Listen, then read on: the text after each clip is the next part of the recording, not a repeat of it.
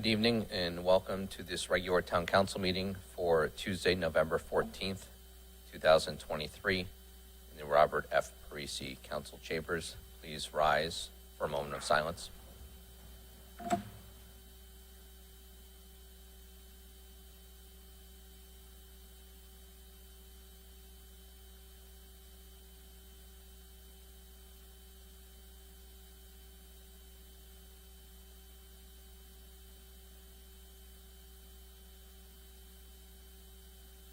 And join me in the Pledge of Allegiance. I pledge allegiance to the flag of the United States of America and to the republic for which it stands, one nation, under God, indivisible, with liberty and justice for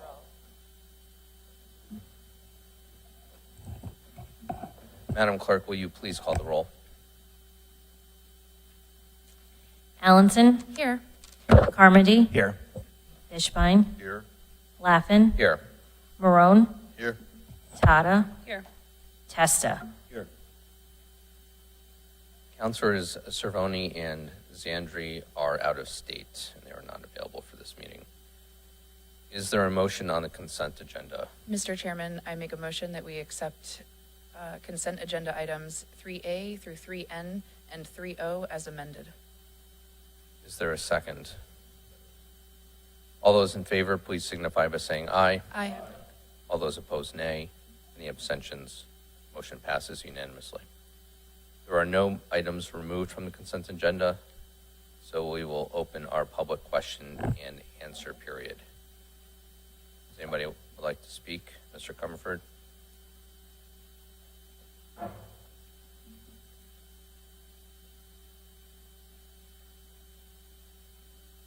Bill Comerford, Broadview Drive. I had spoken to Jerry Farrell Sr. last week and he told me he was going to give me an answer today, but I've also been trying to get an answer from Attorney Small for maybe upwards of a month. The town charter, page 5, says the chairperson, meaning the chairperson of the town council, shall be the deputy mayor.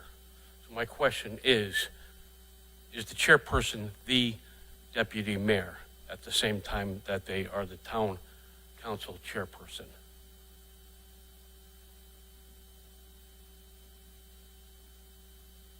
I will defer to the law department. That's who you're directing your question Right. to, correct? The charter speaks for itself. I don't need to confirm what it says. It says what it says. So it's just a simple yes or no is that's all I'm looking for. So I can't get a yes or no. I'll have to wait for Jerry Farrell Sr. It's comforting. My next question then is, I had asked for several years for ground penetrating radar to be done at the Center Street Cemetery, which is owned by the town of Wallingford. It's been since 2015 that the state archaeologist has offered to come down here, which is filed in the probate court, because I ended up bringing the Center Street Cemetery to probate court, and they ended up submitting a letter saying that they not only support it, they've been willing to come down here since 2015 to do it for free. Now, Jerry Farrell Jr.'s vice president, I believe it is, Chris Manapies, I think his name is, stated that they're under the belief that there's at least between 200 to 300 enslaved people buried within the walls of the Center Street Cemetery, that they have no idea where they are. They don't even know where Nehemiah Royce is buried, nor the shoebox murder person. There's a whole laundry list of all the people that we have no idea where they are. State's been offering since 2015 to do it for free. That time, the salt ran out of the egg timer. They are no longer offering that. So all the years I've been coming up here asking for it to be done, and it fell on deaf ears, we wasted the opportunity to have it done for free. Now, to the best of my knowledge, we probably have millions of dollars in the ARPA funds left over. I don't know what I need to do to beg you guys to at least have the same respect and dignity for the enslaved people there, to at least we clearly can identify their name, but we can potentially identify their location. And I'm hopeful that that's something that this new council, or if not even this council, will take up. Let's give them, and the dignity that they deserve. Thank you. Anyone else? Seeing none, we will close the public question and answer period. Moving on to agenda item number 6, consider and approve reallocation of a portion of approved ARPA funds for Lenny's Cafe. Attorney Small, would you like to explain? Yes, Anise Cafe was awarded a grant, and a portion of it, $10,000, was allocated to a trapdoor project at the location of his business.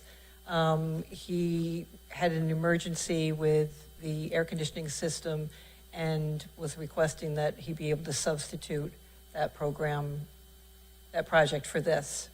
So I don't have authority to do that, so that's why it's here. Okay. Are there any questions or comments? It's $10,000, if I didn't say For that. $10,000, right? The money's already been it's already been appropriated, it's just that's not been spent. He wants to spend it for something different than Correct. we originally agreed to. Correct. Councilor Fishbein. Thank you, Mr. Chairman. So certainly as a member of the ARPA Application Review Committee, I'm very cognizant to improvements or maintenance of businesses. And certainly we did recommend that the trapdoor project be approved. I think this is an appropriate thing. As we've learned up here, air conditioning is sort of important. So I know there's no motion on the table, and with that, I'll make a motion that it doesn't change the dollars. It doesn't change the dollars, and just, so you're aware, anytime a tenant who has received a grant wants to do a physical project, I've had them, one, get their landlord's consent, and two, show me that they have a lease that goes out several years from the time that the work is being done, so that the benefit of the program goes to them. But our role is just approving that this project for air conditioning can supplant that trapdoor Correct. project, and there'd be no requirement for the trapdoor project. So with that, I make a motion that we do approve the conversion of the program or project at Wendy's Cafe to include the air conditioning and not require the trapdoor project. So Yep. moved. Motion is made and seconded. Is there any other discussion from the council? Attorney Small, does that motion meet the understanding of what you would need to release? I believe so. Okay, great. Are there any questions, comments from the public? Seeing none, we'll come back to the council. Madam Clerk, can you please call the roll?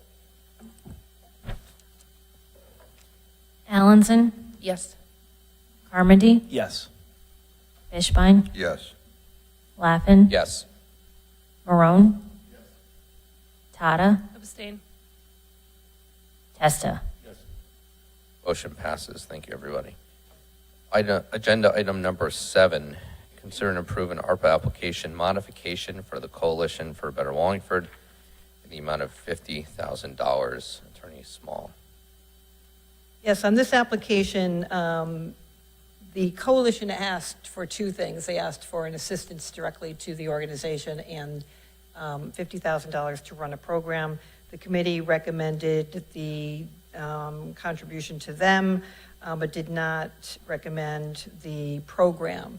The program passed under the standard deviation test that you've been using, and I didn't notice it, I didn't catch that, so then eventually the coalition called me and said, we want to start the program, and so that's why it came back around. And in the course of looking at it, by the Youth and Social Services, and I think also the Health Department, was to determine that the program that they originally requested was earmarked towards daycares and preschool, and it was thought that given the activities that they engage in, and that it would be better suited for them to kind of stay in their wheelhouse in terms of education and whatnot, in terms of dealing with drug addiction and whatnot, run educational programs. So they did redraft the program to focus on that. They have a new director now. That program has been reviewed by the consultant to meet the qualifications, so it's here for your consideration. Great, thank you. Counselor Allenson and then Counselor Fishbein. Just so that we can open up discussion, I make a motion that we approve the change of the ARPA application for the program, the new program for Coalition of Better Wallingford in the amount of $50,000. This is geared towards educating the public on addiction. Motions for second, Counselor Carmody. Do you have any additional comments?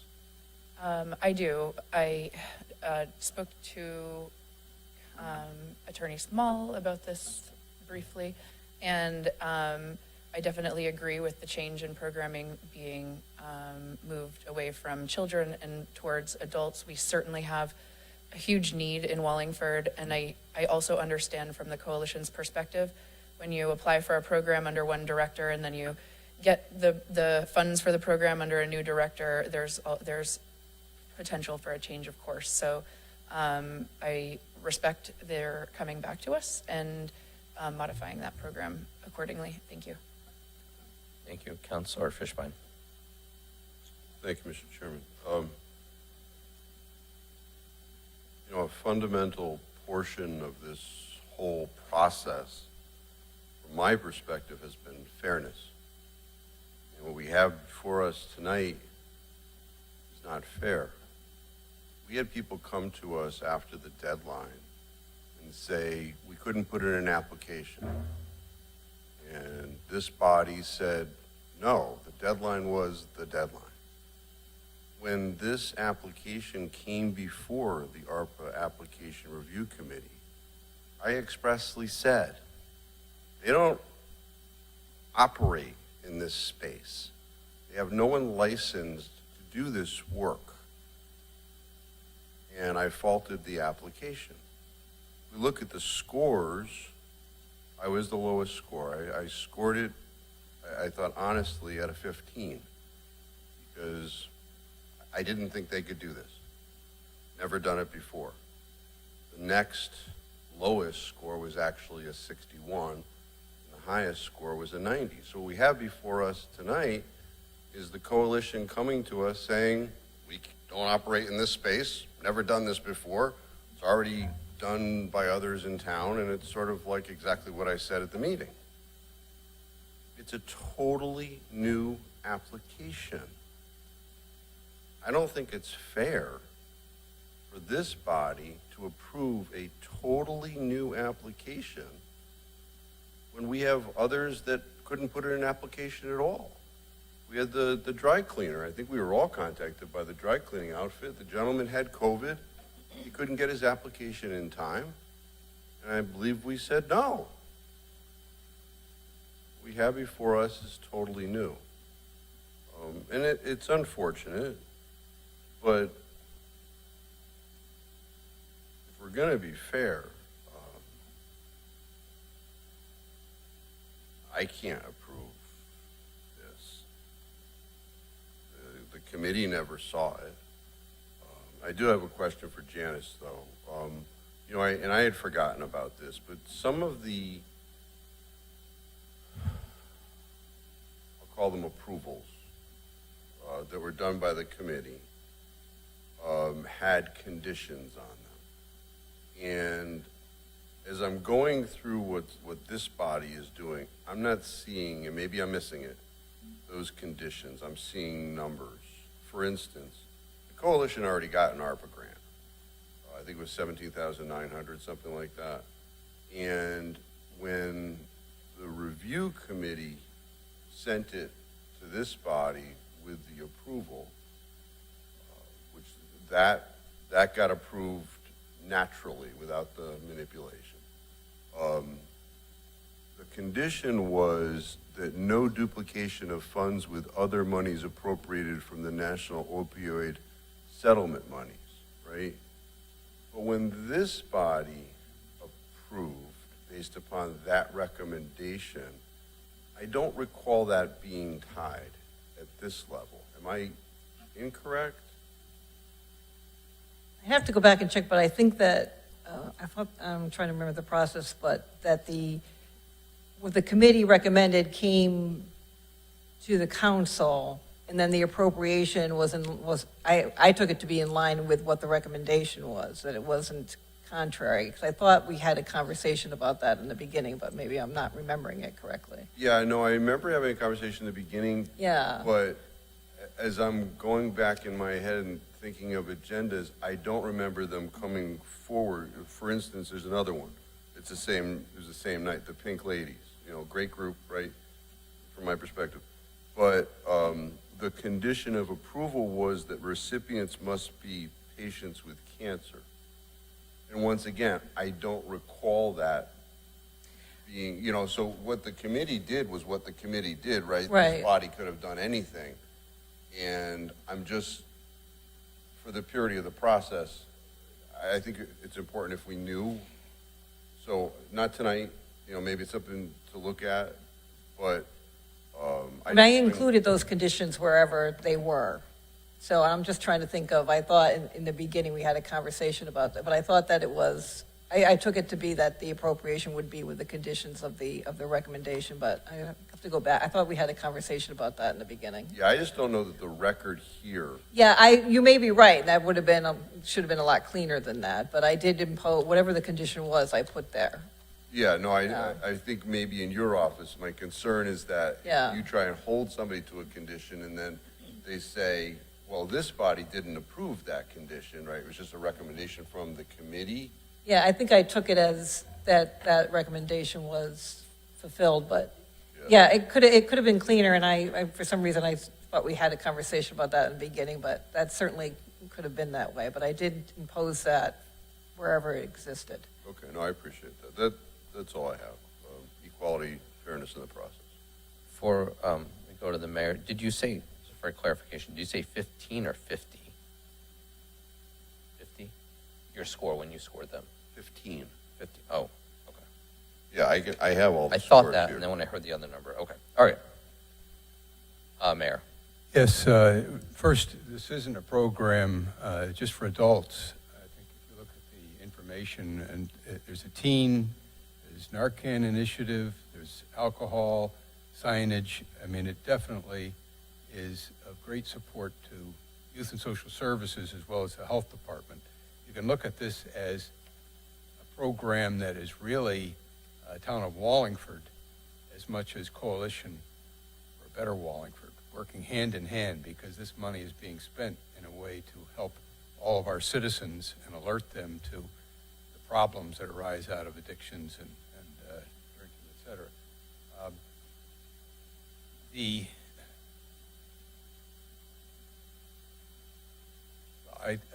I just think if we focus on what the purpose is and how the money will be spent, a lot of the other issues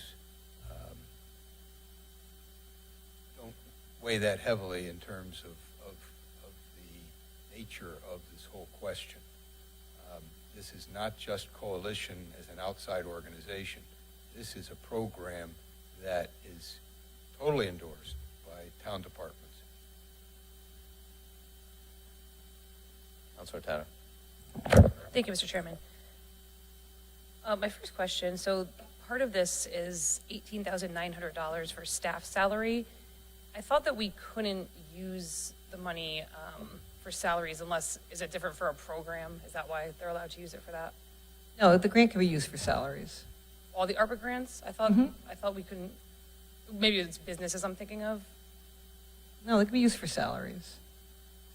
Okay, I thought that was an exclusion that we couldn't use those for salaries, but okay. The ARPA money they've already received, the $17,900 Councilor Fishman referred to, what was that for?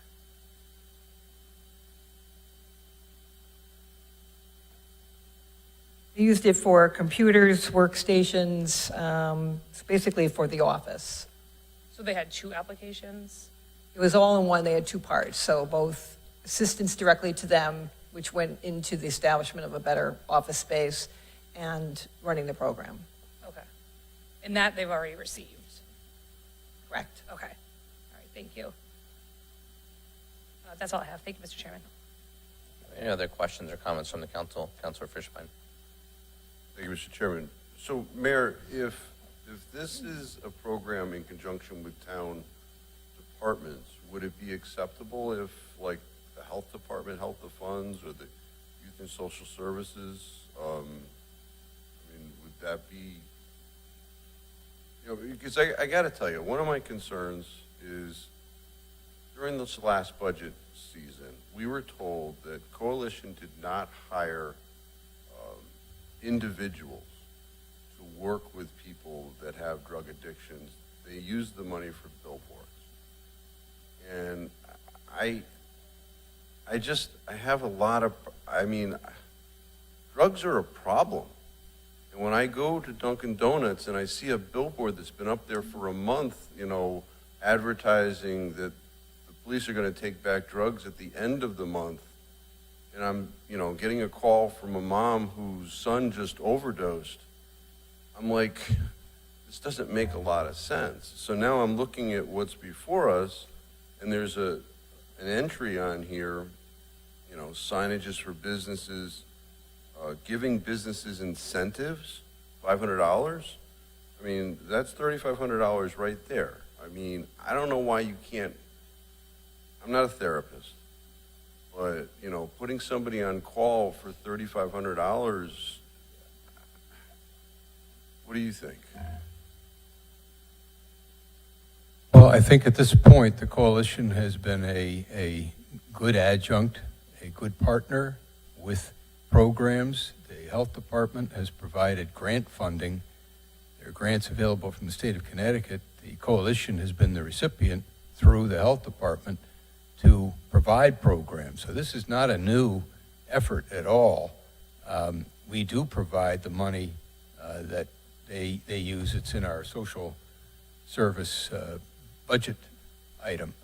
However, the programming aspect of it is a very common issue, and like I say, state grants have been placed through coalition to perform many of the activities that we don't have the in-department staff to be able to handle, which is the reason why YSS sponsors the coalition as part of our regular budget, because they become an actual clinic, they become an actual storefront that provides physical and very visible services. Now, can we fine-tune exactly how we think they should spend? Yes, that's a conversation with Andy Miranda, with Coalition. I mean, there are ways of changing specifics as far as what would be spent and how to do it.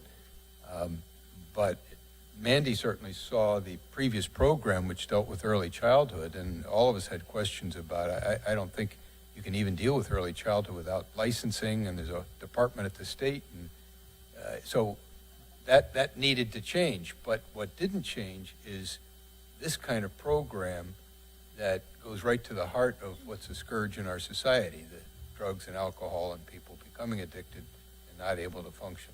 So can we fine-tune it? Absolutely. But as a subject matter, it's vital. It's vital for us to be doing as much as we can to alert the public, and their storefront, I think, is very helpful. Well, I mean, the concern is $50,000. Not one entry on here is an actual social worker. Not one entry is a counselor. I just saw there's another entry in here, signage, $1,000. So now I'm up to $4,500 on signage, and I don't know what this business incentive thing is. Placing card readers in businesses that sell alcohol to make it easier for ages to be determined. I mean, that's... The council tonight, if you feel that one or more of the specific programs aren't appropriate, you can indicate you don't approve that. And, there'd be a task to determine what should be spent on that, or whether that money then is spent more on some of the other programs. But you can certainly refine what you feel is the program that's being funded. Well, and I don't want to belabor this, but the concern is that this entity is coming to us. They haven't come to us for money for a counselor or a social worker. And now they're saying, okay, we've got this $50,000 that was earmarked for this thing that we now recognize we can't do. And we're going to shift $50,000, which is a lot of money. But their list of stuff, you know, Ken Welch, I know when Ken was active with this group and somebody would overdose on a Saturday night, Ken would go to their house, right? So, you know, my understanding is Ken's not working as much with the group. You know, maybe that's something that should be filled in, you know, so on-call counselor, you know, I think that's the discussion to have, but everything on this list, in conjunction with the grant that they already got, That can certainly be discussed with the group, but in general, the identification, subject matter mentioned here, Narcan initiative, education, alcohol education initiative, parent education, the teen prevention education. You know, however specifically they're delivered, okay, that's a question of direction, a question of detail. But the purpose of this is exactly what we need. The situation is getting worse. so if, and I'm once again, I'm not going to belabor this, but if this need existed, why didn't the original application ask for this stuff? Well, I can't answer why that was. I don't know. The people who put that together, I believe, aren't involved at this point. But a very healthy change has occurred here. It now is squarely back within what we feel is the important mission of Coalition, as well as the mission of two other departments, Health Department and Youth and Social Services. So Youth and Social Services oversees this. You know, if you or anyone else wants to call Mandy, maybe call Coalition, but you could certainly call YSS and say, you know, I have some concerns about X, Y, or Z, the specifics, and request, you know, maybe redirecting funds to another part of this whole subject matter. I spoke to Mandy for about an hour and a half, about 6 months ago, about the coalition and my concerns about them not having a social worker or a counselor on staff. So I did have that conversation. So I don't know that Mandy had anything to do with this shifting of application. Absolutely she did. Okay. Absolutely, because she was one of the ones who identified this is a problem. It's not where we want to go. So she was very instrumental in saying, you know, we need a new mission statement, new program, rather. That's all I have. Thank you. Councilor Tata. Thank you. So that troubles me a little bit more, actually, because now we have Town Hall helping a nonprofit with their application, which I don't think anybody else was afforded that opportunity. Thank you. They're not helping with the application. They were concerned about the original program that was proposed, and that's where the discussion came from. And as a result of that, and them having a discussion with them, they submitted another program, and it was reviewed by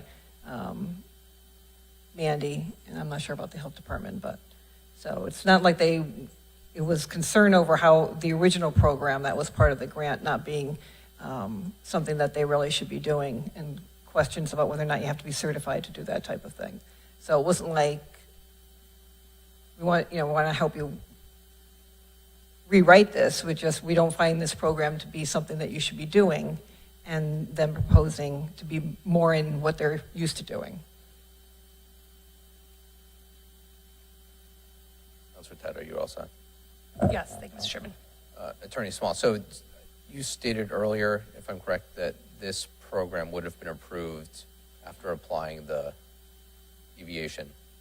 The original application, right. it was a And- pass and they on have come that, which I forward. had missed. I didn't see that it had passed. That's why there's been a delay in it being here. So there was an original that would have been approved, and then this is a modification. So the original It'll work. plan, I'm not sure how it came to Mandy's attention. It came to her attention, and she questioned it, and that's where the conversation Okay. arose about it not being an appropriate program for this agency. Okay. I mean, nobody from the coalition's here, correct? No, I didn't think so. I mean, I think it sounds like more discussion would be needed with the coalition present. And I don't know if somebody wants a motion to table that after we are going to go to the public first. Does anybody have any questions or comments from the public? Mr. Gross?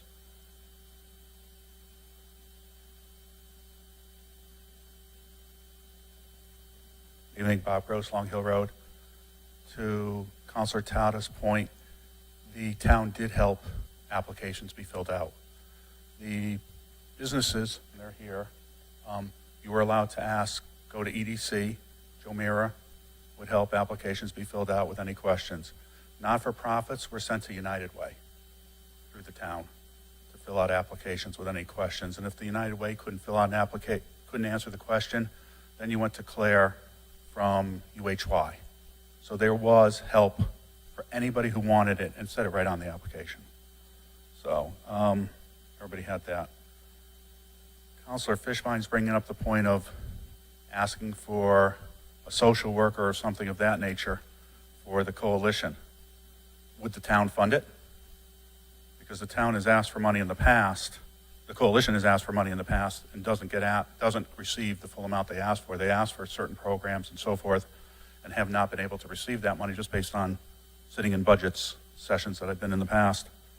So I know it's rhetorical, nobody's going to answer, but if the coalition did come here and say, hey, we want a social worker for $100,000 a year, we want this person to help us with these programs, would the town fund it? Because I'm sure they would be more than happy to put in for whatever that dollar amount would be to fund somebody for that position.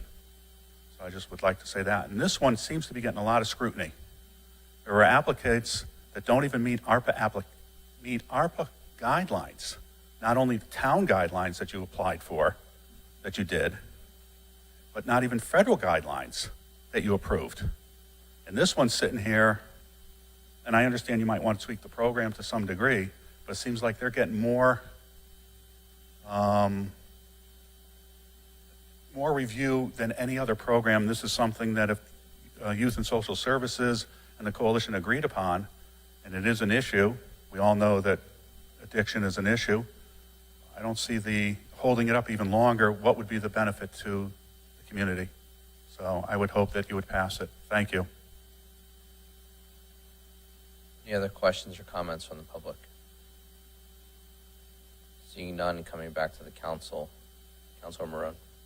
Thank you, Mr. Chairman. To Mr. Gross's question, I guess had this 50,000 been added with the 17 in the beginning, we probably would have passed it without a second glance, right? So, but now it comes back to us as their second bite at the apple, along with a change in purpose. So it does kind of give me some pause because I believe everything the mayor's saying in terms of addiction is a huge problem, and I would like the coalition's assistance in battling it. But this is obviously not what they had conceived of when they submitted the application. So now we've kind of, after the deadline, we've decided to change it around to make it something that's feasible for the coalition. So I guess that's why I have additional concerns about what can they accomplish the things that are in this list. And so I think it's just it's sort of the haphazard way that this came together that gives me pause. Thank you, Mr. Chairman. Thank you, Councilor Fishbein. Yeah, just as we extend this discussion, I did talk to Mandy about the town hiring someone, a social worker, to work with these people. And the concern that was expressed to me was the space over at that building. They don't have an office, so then I suggested, well, maybe you house somebody at one of the schools and you have them, go back and forth or something like that. So, I would certainly be open to that, working with the Board of Ed. It's an issue, but once again, billboards don't save kids from overdosing. So I just think wrong direction here. So, thank you, Mr. Chairman. I think, I imagine, and from my prior discussion, that the billboard is supposed to be an awareness to maybe give people some sort of pause or moment of, oh my gosh, maybe I can reach out to them in this moment that I need help or attention. The social worker thing seems like it may be a larger philosophical / operational. Do they want to get into it? And if they do, they may need assistance in either physical space or funding. And as Mr. Gross pointed out, maybe this isn't necessarily the way to fund that, but we could get somebody to do that. Mr. Gross is flailing in the back of the room. I am going to break complete protocol. This is a one-time. Okay. Okay. It's because it has to do with the billboards, and I forgot to mention it. Billboards are either funded through SAMHSA or DEMIS. They're not funded through the town. They have programs that they want awareness, because the coalition brings awareness to addiction. They're not a rehab facility. They don't do that. They bring awareness and where people to go. The billboards fit their mission statement type of thing, and they get the money. The feds to the state give money. If I might have this not 100%, but that's the way I understand it. And those billboards are funded through federal and state money to bring awareness to the issue and where to go and that type of thing. So that's not funded through town money whatsoever. It funnels through YSS because they're the conduit for the community. And then it comes to coalition who puts it up there, and that's how it's funded. It's not funded through the council. Okay? Thank you. Thank you. That was extremely important and useful. Thank you. You may have earned yourself a free return to the mic card outside of the normal protocol and standards. Councilor Fishbein. So just to that, once again, when a group is given basically a grant and is supposed to use it to meet their mission statement, we were expressly told in this room, instead of hiring a social worker or a counselor, the money was used on billboards. Where the money came from is irrelevant. The billboard over by Dunkin' Donuts that I see all too often lately has to do with Red Ribbon Week. It went up at the beginning of the month, heralding the week at the end of October. It doesn't say, if you're thinking of doing something bad, this is the number you should call. At the bottom it says, and the police will be receiving prescription drugs on a particular day. I think it was the 27th of the month. It's totally different than, something like suicide hotline, or if you've got an addiction and you need help, this is the number you should call. I think there's a different way to deal with this. I'm seeing it all too often. And it's tragic. Thank you, Mr. Chairman. Thank you, Councilor Allenson, and then Councilor Testa. I just wanted to be quick about this. I would totally support hiring a counselor there. I would also love to support hiring more youth and social services counselors. I think that there's a huge mental health crisis that's turning people towards drugs and alcohol and tobacco. And all of those, addiction and depression are exacerbated by the usage of drugs and alcohol. As we've seen in many studies, and maybe some of us know from personal experience, you usually don't feel better for very long. To answer that question, I would totally love to fund that. Let's find a place. Let's work it out. Counselor Tata is amazing at finding places in the budget. Maybe she'll help me. I would love to do that. The only other thing I would say is sometimes having a billboard that's reminding you of the suicide hotline, it like a billboard saying it's a gentle reminder, saying there's a drug take back, and a lot of people may not necessarily have addiction in their lives, or may not know, may not be part of a community that has either lost someone to addiction or has addiction. But knowing that there are programs around to take back drugs when a loved one passes, or that there is Red Ribbon Week to recognize all of the hard work that people do to overcome addiction. I don't think there's any bad way to approach it, unless it's going into preschools, because that'd be weird. So I would definitely say, I totally understand Councilor Fishbine's hesitance. In my own opinion, I also hesitate because we didn't offer this opportunity to others, but I'm trying to give it the benefit of the doubt by saying, I trust Mandy, I trust our new director of the coalition. There was a leadership change in the midst of all of this chaos that is ARPA. And so I'd love to give it the benefit of the doubt and see the coalition and their new director be able to do some amazing things with funding. And I know that Attorney Small will be great on making sure that those funds are spent in the way that they're dictated here. So I definitely support it, but I just wanted to point out, I personally know the need for more counselors. I'd love to budget for it in the future. It's also going to be a matter of finding them. So, we can put jobs on the roll. We don't necessarily fill them. So let's start with getting budget for it, and then let's worry about the rest. But at the same time, I don't think that the rejection or this program being what it is as designed should preclude us from giving the funds so that they can do this just because we think they should also have counselors, because we need to give them the opportunity to do what they can with the funding. So thank you very much. Thank you. Councilor Testa. Thank you. I heard two issues or objections raised. One seemed to be that they are changing their plan, not only midstream, but late stream, and presenting it to us now. Now, I readily confess, my memory is getting worse and worse as I get older, but even I can remember the last motion we approved on any given night. And the last motion we approved was to allow somebody to change their program in their application. So there's that.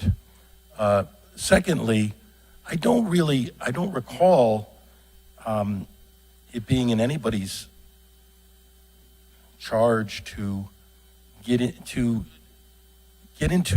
designing or adjusting applicants' programs.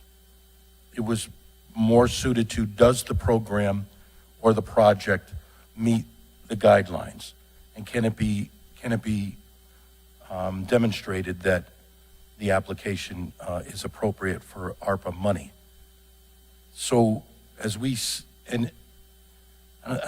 could probably all sit here and talk about our own feelings about the tragedies that exist in society that the coalition attempts to deal with, and then talk about ways we might rather they fulfill their mission. But that's going, I think, beyond the scope of what we're here to do. They have presented a program that in such a way that they feel can be best delivered. And I don't see it appropriate for us to sit here and say, well, you know what? No, I don't think you should be putting up signs. You should be doing this. I mean, that's really getting into it to a degree that just doesn't make a lot of sense. Otherwise, we're going to start going through every application and say, wait a minute, how are you going to deliver your program? How are you going to do this exactly?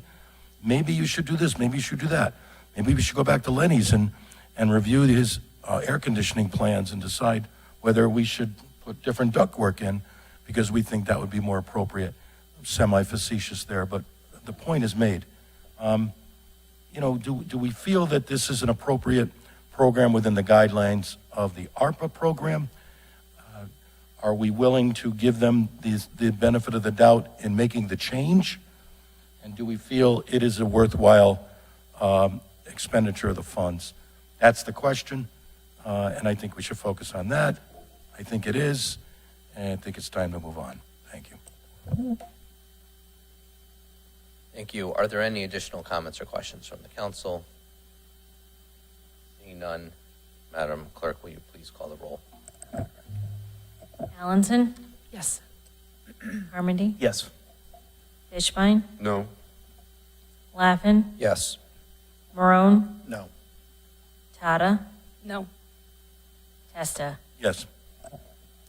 The motion has 4 yeses, 3 nos, but it, as our rules require, it requires 5 votes to pass. So this fails. Agenda item number 8, Fire Marshal report. Discussion and possible action on inspection reports issued by the Wallingford Fire Marshal related to the historic railroad station, also known as the Wallingford Adult Education Center. I see we have members of the fire department, the fire marshal's office, engineering, or I'm sorry, public works. You're an engineer, right, on some level? And the Board of Education's here. If everybody at the mic at the table could please introduce themselves for the record, please. All right. Good evening, Mr. Chairman. Good evening, councilors. Joe Setnar, Fire Chief. I also oversee the Fire Prevention Division. Good evening, Chairman. Good evening, councilors. My name is Brian Chuck, Fire Marshal. And good evening, Rob Ultramitis, Public Works Director. Great, so everybody just be extra mindful of the mics. Would you like to start with your presentation, and then we'll go to questions from Councilor Fishbein? It was his item, and then the council. Is that the easiest way to do this, probably? Thank you.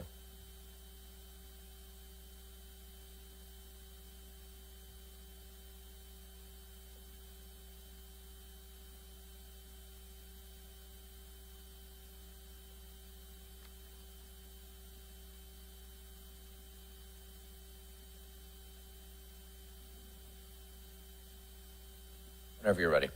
Just pull the mic over, yeah. If the chief will share with you. If not, Rob's a nice guy. He'll share his mic too. You can have both of them. You want to try that? Thank you very much. What I'm about to present to you tonight was the cited violations for the Wallingford Adult Education Building that occurred through September and into October. The first violation that was cited at the time of the inspection, as listed, was due to exposed wires found within the electrical room. It's permanent wiring, fixtures and equipment. And those wires, exposed wires, have to be reviewed by a licensed electrician to be properly maintained in accordance with NFPA 70, the National Electrical Code.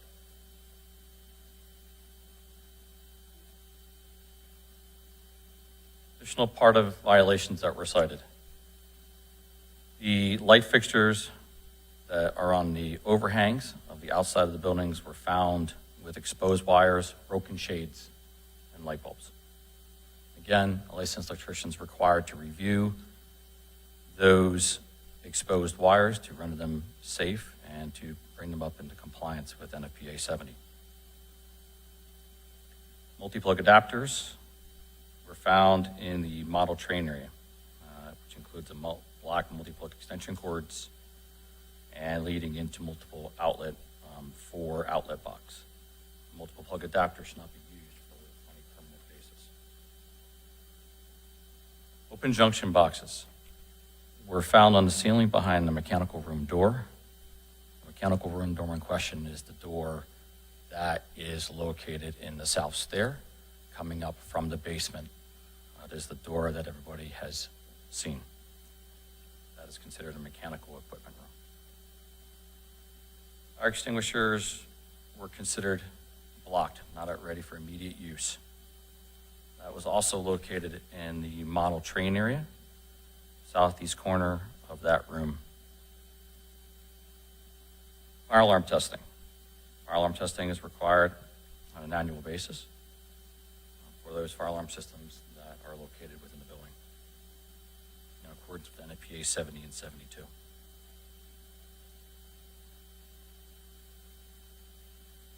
A door that is located in an existing classroom in the first floor. That is a very old existing door that leads into the south stair. South stair referencing towards Quinnipiac Street. That door is not considered a fire-rated door with the proper hardware to make it self-close and latch. This door is considered a communicating door between the first floor landing and the classroom, as the single means from the second floor classroom is what is served by that self-exit stairwell. Means of egress compliance with regards to obstructions. Model train area.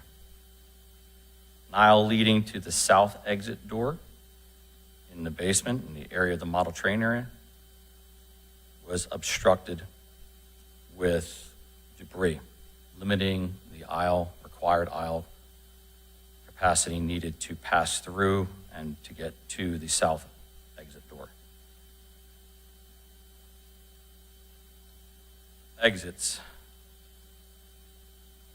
First, talk about the south exit stair. In regards to the south exit stair, in question is the mechanical room with the half door coming up the basement stair. That currently has fuel-fired gas mechanical equipment and ductwork. This room, while the door may be a fire-rated door, it is not accessible, it is not self-closing and positive latching. The room is not provided with any type of required sprinkler protection and smoke detection. The same exit stair, as we refer to as an exit enclosure. The open space that is between the first floor classroom, that same communicating door that comes into this open space, cannot be used for storage or occupancy, as because the south stair in its whole is considered an exit enclosure. So therefore, storage cannot be allowed or occupancy cannot be allowed in its current configuration.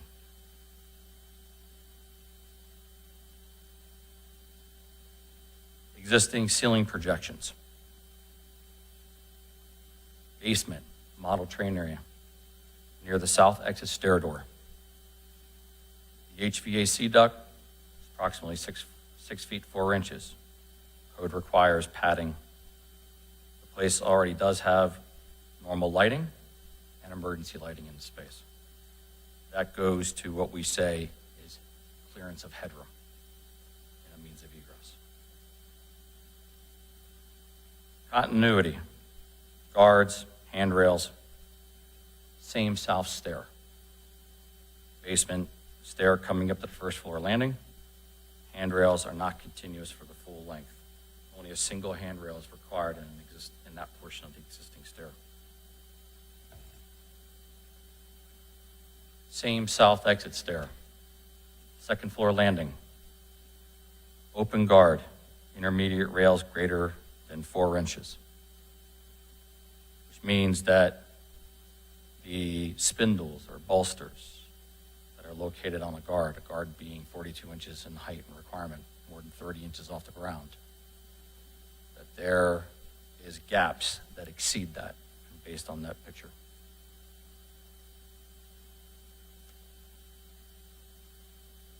Means of illumination, south exit stair.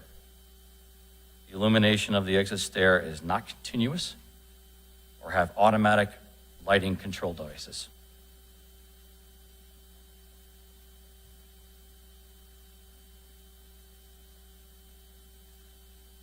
north stair, otherwise known as a communicating space, otherwise known as a mini atrium, but is considered a vertical opening. It is not in accordance with several sections of the code. Lowest story is the basement. The code says that the lowest story within a commuting space shall be the street floor. The bathrooms are not enclosed. Bathrooms have to be enclosed within a communicating space. There is a mezzanine to which there is a classroom. There has to be openness, although we have a fire alarm system that at the time it was installed was not required. Now can be used to provide when there is a lack of line of sight and a lack of knowledge to the occupants. Within this communicating space, a fire alarm system can provide additional coverage. The area is open and provided with automatic smoke detection, which is allowed in the code. The north office door is not self-closing and positive latching.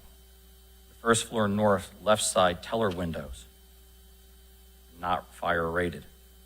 The teller windows were back in the day when they would pick up tickets. There's 2 teller windows.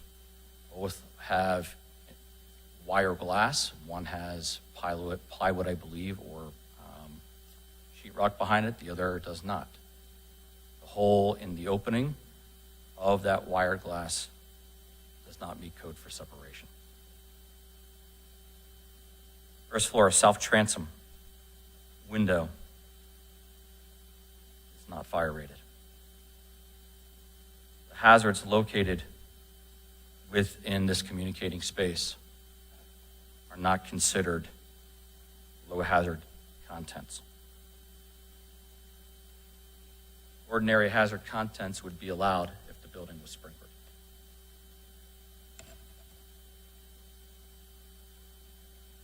This was a first and part of inspection report. I conducted a second inspection at further request with with the State Fire Marshal's office that I requested for technical assistance. And during several reviews of this building and several trips back to this building to try to understand the construction of this building and to further go over other potential violations that were seen by the State Fire Marshal's office, I went back and reviewed. Model train area, aerosol, flammable aerosol cans. Flammable aerosol cans cannot be in the presence of ignition sources within that area. Within that area are HVAC units in that model train area, as well as portable electrical equipment that are used during the work of the model train area within the basement. So therefore, the flammable aerosol cans could not be used in that lower space. At the same time, during both of these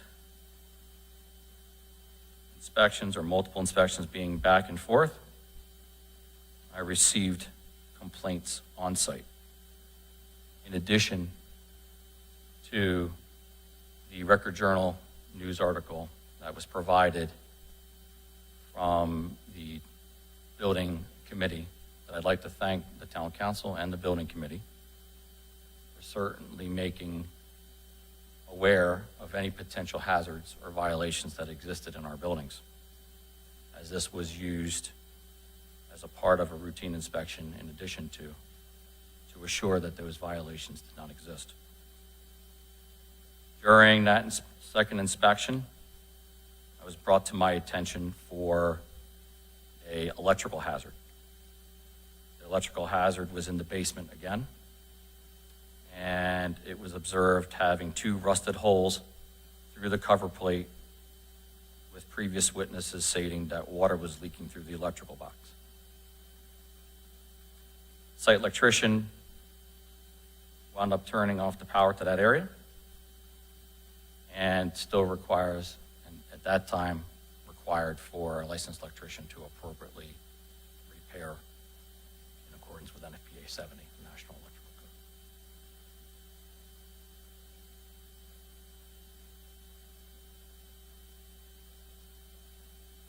All set? Great, Councilor Fishbein. Good evening. Good evening. We'll try that again. I've reviewed your report. An AHJ is an authority having jurisdiction, correct? Correct. And who is the AHJ here? I am. Okay.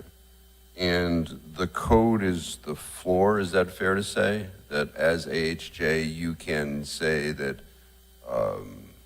one needs to go over and above to prevent a fire occurrence?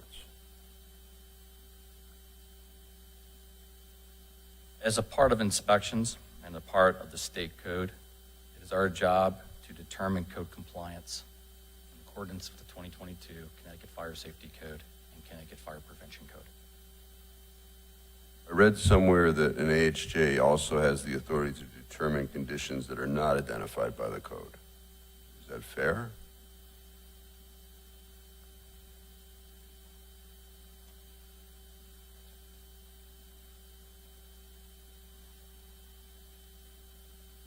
So there are conditions of which the Connecticut Fire Safety Code does not, in fact, cover. And as a part of that, I will give that to you momentarily.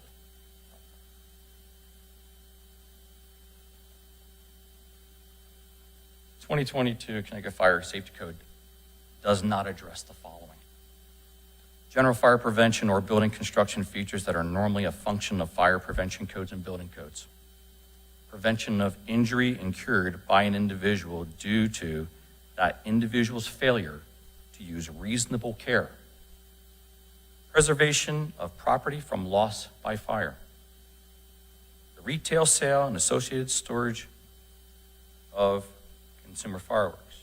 The purpose of this code is to provide the minimum requirements with due regard to function for the design, operation, and maintenance of buildings and structures, or safety to life from fire. Its provisions will also aid life safety in similar emergencies. Yeah, I think we're of like mind here. So I know Rob sent a letter to you on October 30th asking about continuing occupancy of that building. And did you respond to that letter? I have spoken with Rob about the letter and the violations that were cited and time requirements regarding the violation notice. So did you, because it seems like one of his important questions is, should there be a human being inside this body before this stuff is cured? And that's what I'd like to know. So, with that regards, Counselor, the question came to the restricting of the use of a building. Policy Directive 10 on the Office of the State Fire Marshal's Office.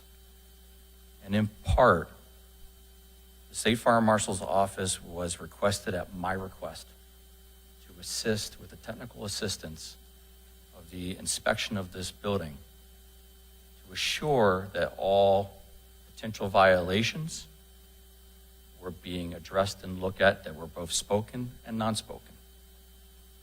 At no time at the time that the State Fire Marshal was present with me was it ever brought up about the vacating of this building. And in part, the code says this, or I should say the Directive 10 says this.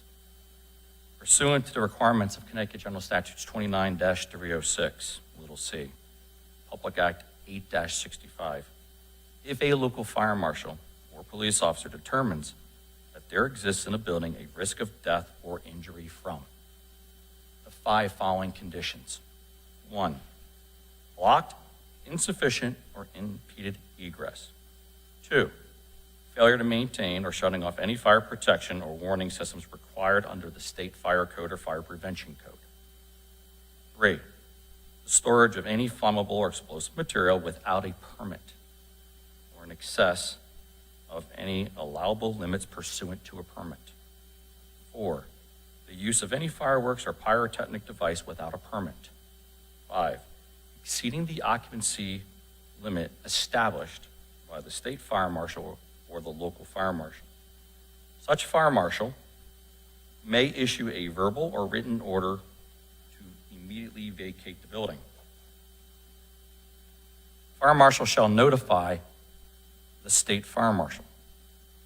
Pursuant to Section 4 of the Public Act 9-177, if the hazard cannot be abated in 4 hours or less, the state fire marshal shall be notified and shall review the order and, after consultation with the local fire marshal, determine whether to uphold the order, modify the order, or reverse the order, with any further conditions the state fire marshal deems appropriate. So during the walkthrough with the state fire marshal, at no time did myself or the state fire marshal believe that the conditions of Connecticut General Statute 29306 were met in order to vacate this building.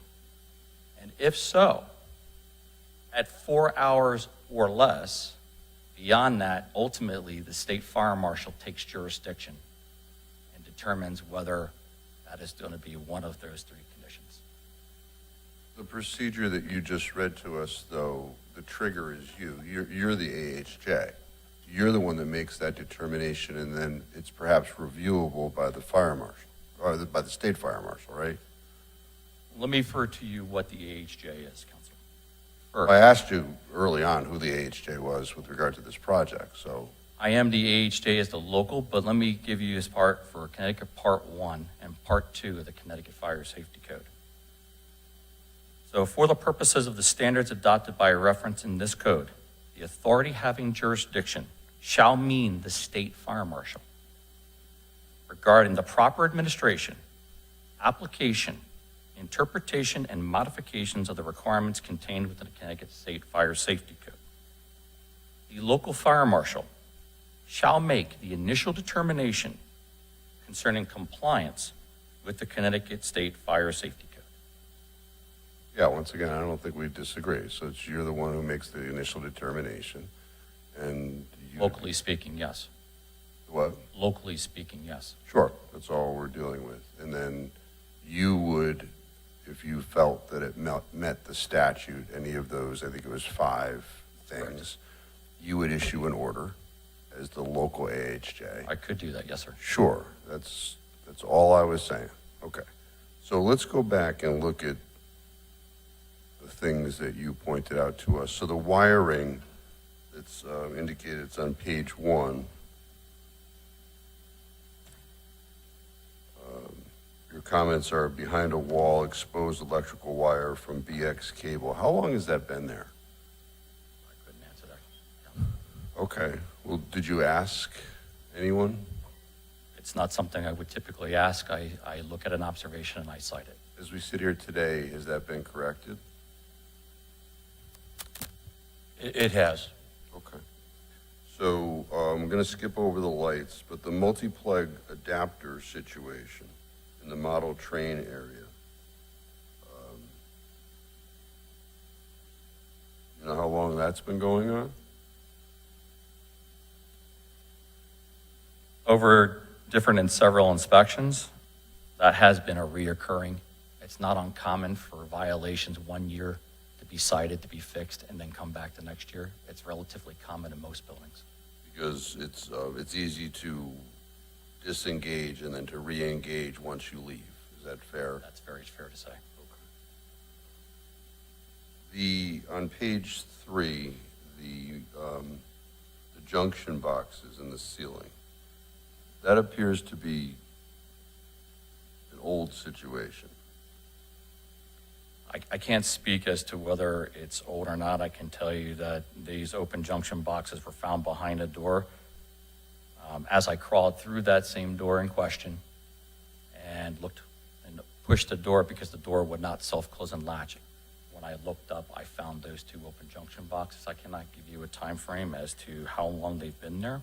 I cannot even tell you whether or not there's electrical power to them or not. When we see open exposed wires, we then request for covers to be put on or them for that to listen, if it's not in service, to be listed as abandoned. Sure, so I guess, Rob, have you guys been doing this kind of work down there? Well, speaking of this, as I heard Fire Marshal Schock, I mean, this was in a very obscure area, so it wasn't something that we were aware of existed. Since it was brought out in this report, just like the other electrical item on page 1, this has also been rectified. Okay, but you have been, this wasn't a new condition? This is Again, something- I wasn't aware of it, so I couldn't tell you how old it is, but I would agree with you looking at the photo that Just pull It's not the new. microphone a little bit closer. Well, because I'm just trying to, I mean, if it's a new condition, then it's under your watch that you've got somebody doing this work. If it's an old condition, then it's somebody under Mr. McCauley's watch, right? So I'm just trying, if we've got a town employee doing this kind of stuff presently, it's a concern, right? So I would hope we're not doing this now, right? Well, I mean, I could speak to the 4 years I've been Public Works Director. Any work that involves electrical is done by our licensed electrician. Okay, yeah, but I'm getting, I don't know. I mean, as far as when, so the fire alarm system is supposed to be tested annually.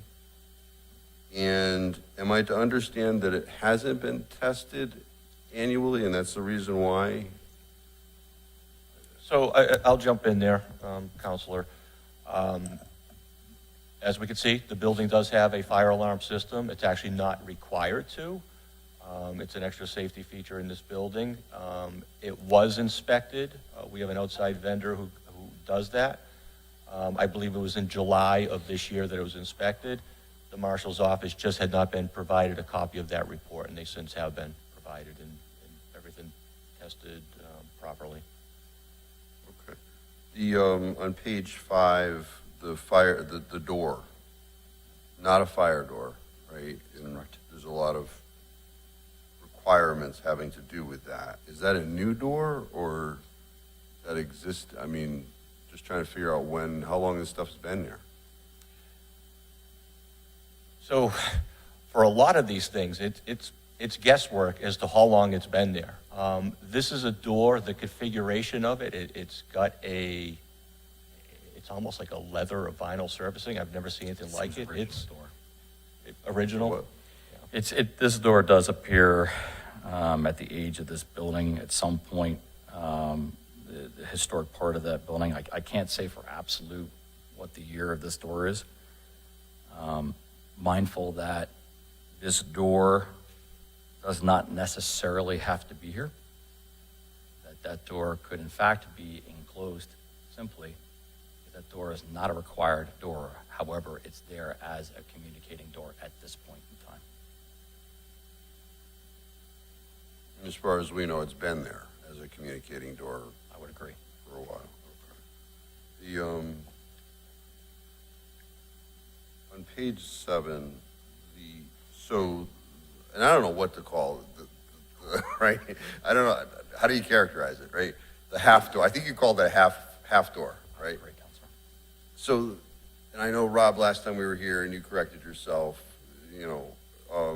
but when you go in that door, that goes to a room, and in that room, there's a fuel fire gas furnace, right? Correct. Okay. And is there some other way to get out of that room other than that half door? So for that question, Counselor, the answer is no. The door access that comes in from that south stair, basement stair. That door goes into it's a wraparound room. It wraps around that lower basement stair portion of that stair. And when you walk around, you would find that there are multiple HVAC equipment located in that room. But that is the only door in and out servicing to that area. So, I mean, it's pretty safe to say that if there was a fire in that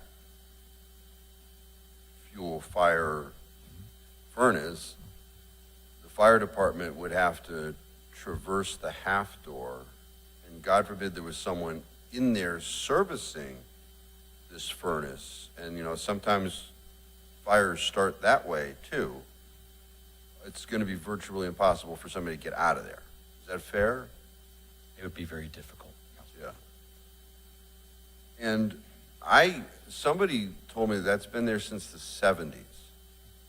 So, I mean, obviously before you guys, but it's been there a while. And there's no smoke detectors, and there's no carbon monoxide detectors. So with regards to detection in that particular space, and the reason why this only becomes, the access to the door is one part in itself, but the reason for the detection is because this is a mechanical room that is located directly into an exit stairwell. And because it's located into an exit stairwell, then because of that, the mechanical room can exist, but it has to meet the requirements, which means technically you cannot have fuel-fired equipment in that room. You cannot have storage in that room. And you either have to be a fully sprinkled building, or the space itself, the mechanical room, would have to be sprinkled and provided with smoke detection.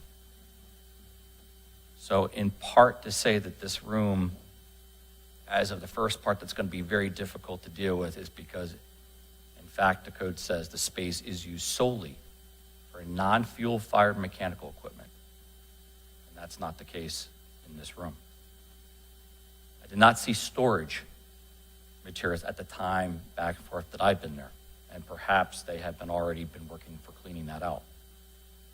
There is not a sprinkler system in this building.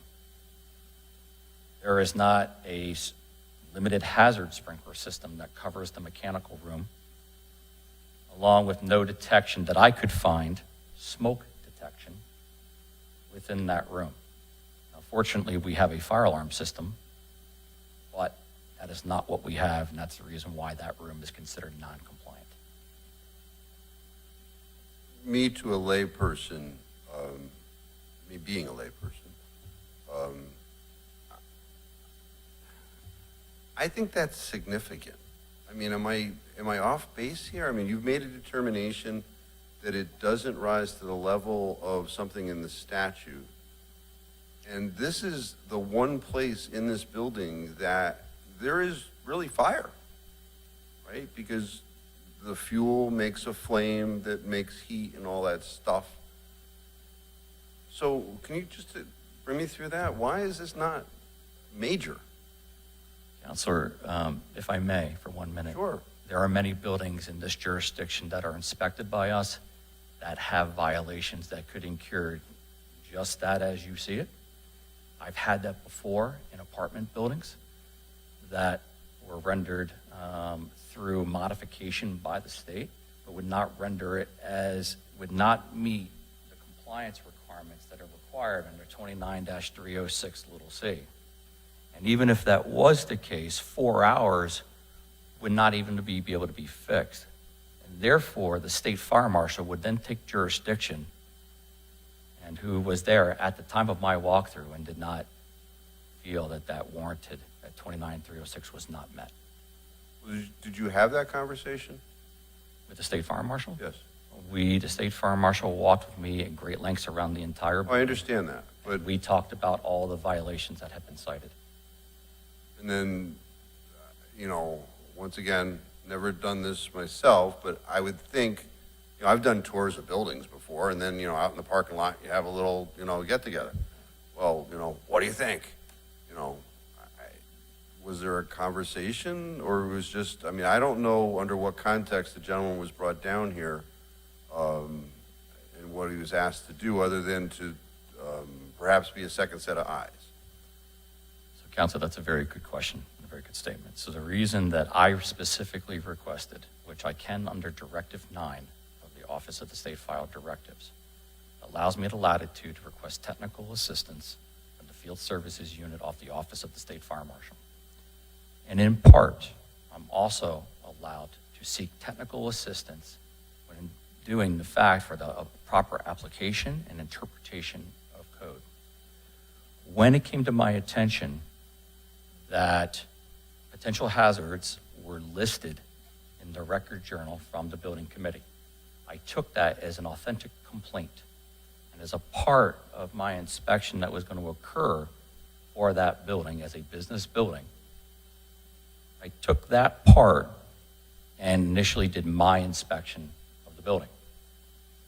At the same time, Counselor, I received a complaint on site requesting egress issues. To which then from that, I began evaluating just all of these things that were brought up through the record journal and by the complaint that was found and spoke to us in the building. Thereafter, I made the decision it was in the best interest of this community and the town to bring in the State Fire Marshal's office as a second opinion under technical assistance requirement. I specifically asked them to do a complete walkthrough, which they did with me, looking on their own as well as mine as to what violations I may find and they found. With that, then they obviously compiled their own report, and I had my reports. My reports were peer-reviewed several times by the State Fire Marshal's Office in conversation, and as well as other technical assistance from others to assure that the proper application and interpretation of the codes were being met. Who did you work with at the State Fire Marshal's office? Richard Glotzbeer, And Field Services Unit. I think I asked you whether or not you had the specific conversation about the statute, and I didn't hear an answer. With regard to that, Counselor, I don't know if I had an exact conversation. Did we evaluate that room? We did. But at no time did I feel that, again, Counselor, at 29-306 little c was met. Okay, given the totality of everything, I got it, because it's subjective, right? It doesn't have expressed elements. It gives you a level of power based upon your expertise to make a determination, and you did so. On page 10, the clearance issue, the padding. Yes. Yeah. HVAC duct. Yes, sir. That's been there a while too, right? Yes, sir. There's no new HVAC there. Okay. No, sir.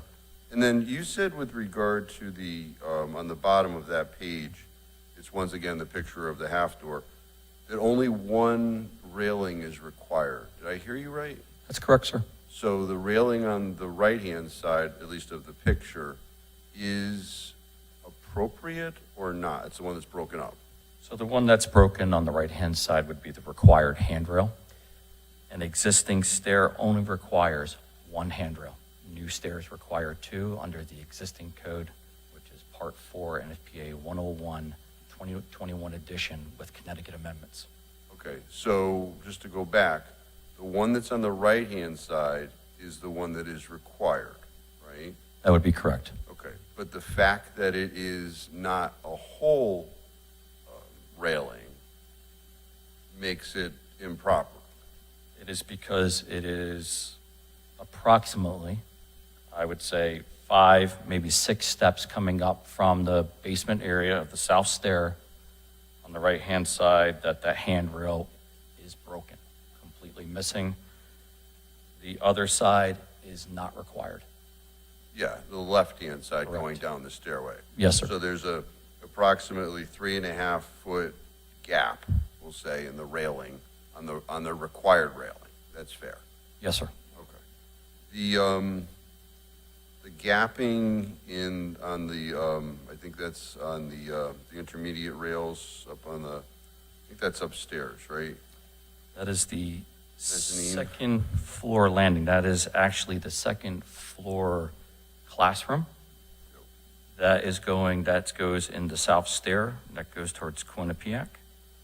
As you come out of the door from the classroom of the south stair, you come down the steps, and immediately in front of you is a guard that is non-compliant because the guard is required to be 42 inches high and is also required to have no more than a 4-inch opening between, as we say, intermediate rails, spindles, balusters. You can only have 21-inch in industrial and in storage occupancies. Yeah, and that's been there a while too, right? That is correct. Yeah. So I'm trying to figure out, this isn't the first round of inspections you did on this building. You did them a little over a year ago, December 7th, I think. There's been inspections there, Counselor, since 1982. Sure. But you did an inspection December 7th of 2022. Yes, sir. And you signed off as there being no violations in this building. I did not. Okay. Well, I'm looking at a report.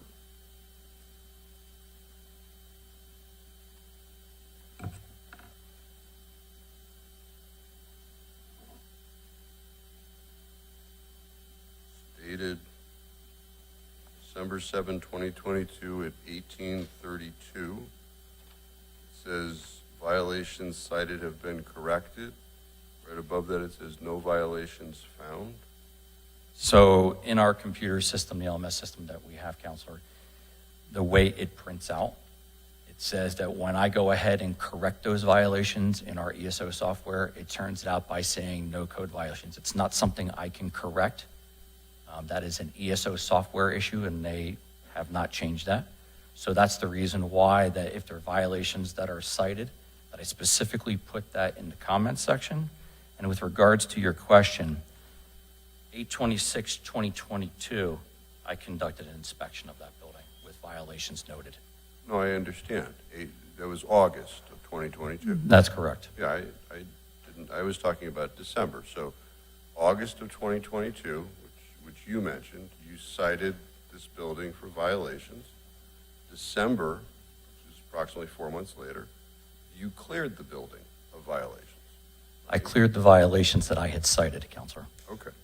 So am I to understand that all of the stuff that you presented to us tonight, including the half door, and that whole issue, was never cited before? I believe so, Counselor. Okay. So why? So that's a very good question in itself. Since from 1982, the building has been inspected by several fire marshals before me, several deputy fire marshals, and several inspectors before me. And to say the fact that violations may exist, there may be violations that exist in a building for 30 to 40 years, which commonly occurs until we find them, that we then obviously identify them and cite them when we can identify them. So with that being said, the violations throughout, all of the violations that have been cited in our file since 1982 is what has been cited at the time of those inspections. So I'm just trying to figure out, in August of 2022, when you cited violations, did you see the half door? I may have, I don't recall. Okay. Why wouldn't you have, I mean, to any member of the public that has seen that photograph, they've been appalled. Agreed. Some people have laughed, but ultimately they end up with what the hell is going on in Wallingford, right? I would have thought, once again, layperson, right? And I don't know to look for the stuff that you know to look for, right? I would think that once, you have an institutional knowledge of the code and that kind of stuff because you've been doing this for years.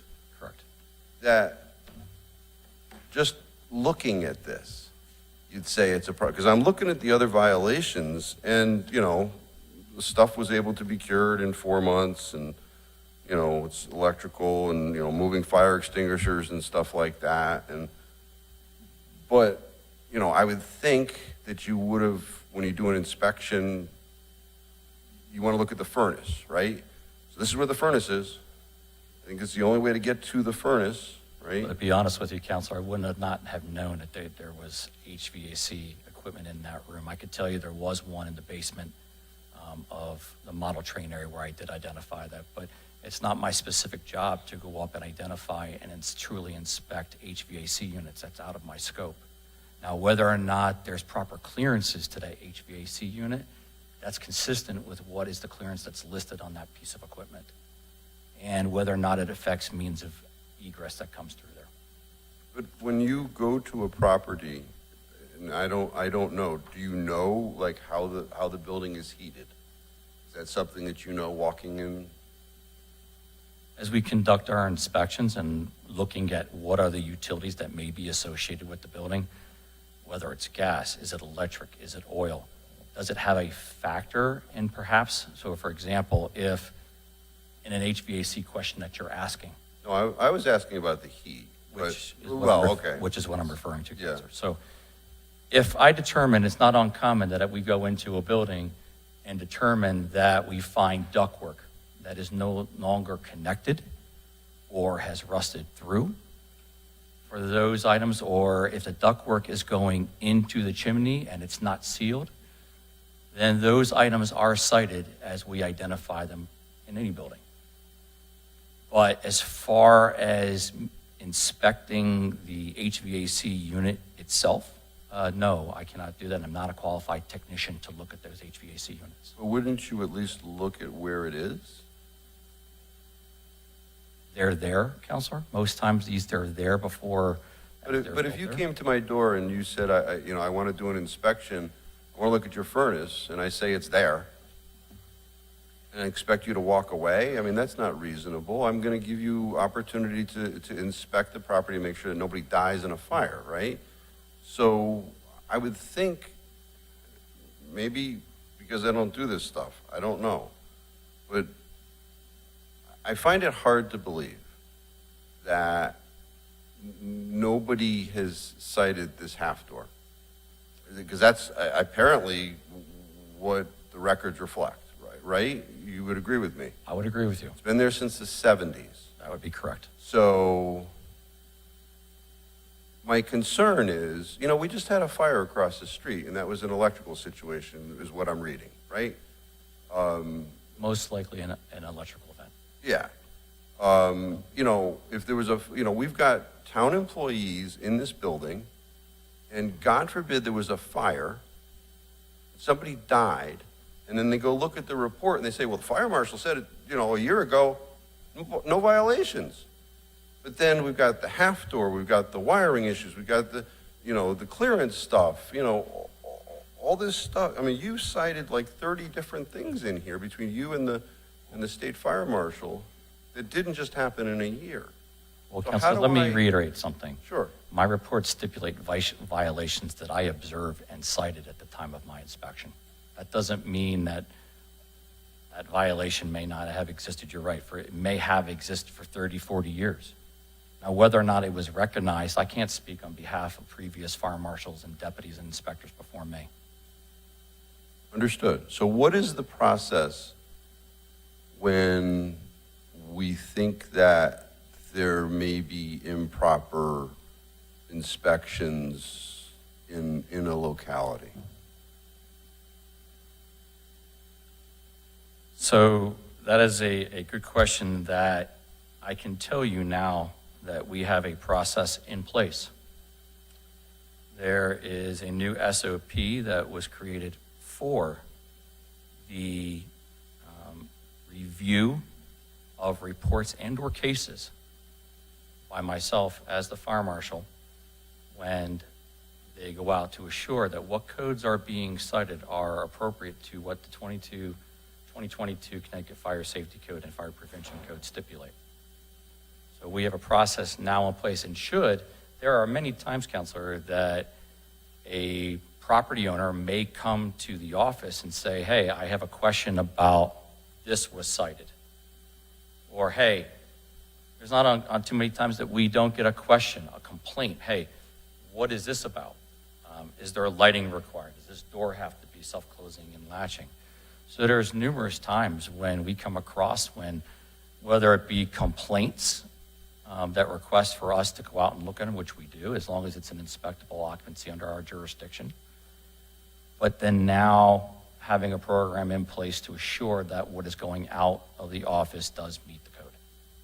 Okay, so the question was, when I believe that there is improper inspections going on in the town, because I have no idea what other half doors you've missed, quite frankly, around this town. I don't, and the other inspectors before you.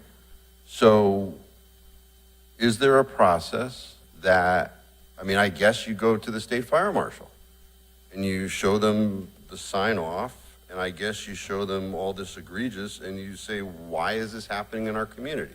Is that the process? Or I know, Chief, you're a certified fire marshal also. Well, if I may, Counselor, that probably should be caught at the permitting process when that was installed. When what? The door, right? 40 years ago. I agree, but Yeah. since then, you know, the fire marshals have been involved, so I'm just trying, I'm concerned that, you know, there's been a subjective determination that human beings can be in this building. I've got about 30, just rounding off, violations. You know, 20 of them I think are significant. I know Rob's addressed some of them. The half door is still there. I don't know what else is going on in our buildings around town. I mean, but for the building committee, we wouldn't even be talking about this. So how do I give the public assurances that they're going to be safe in our town properties? Well, I believe that they are. We can assure them that. We have professionals that are out there. As Fire Marshal Shocks indicated, he cites what he observes, and I think he cited many different things over here, and any type of complaints, he followed up on them. And we're implementing SOPs and peer reviews in order to try to catch those things that may fall between the cracks. But I emphatically can't say that you can catch every violation in every building. No, I understand, but some of the stuff we looked at tonight is pretty egregious. I think we would agree. Absolutely. Right. So Sometimes you don't see the forest through the trees. And what yeah, no, I know. And when you talk about a peer review, who would be I mean, you two gentlemen, I think, are the only certified fire marshals in our town. No, Right, I have a deputy chief, Sam Wilson, and we have 2 deputy fire marshals that are also certified. So this peer review would be internal. That is correct. Okay. I mean, given what I see here, I think I'm a little concerned about that, but, you know. Well, we look for areas of improvement, and this is what we strive to. Well, I think one should be looking at why we're having to have this conversation, right?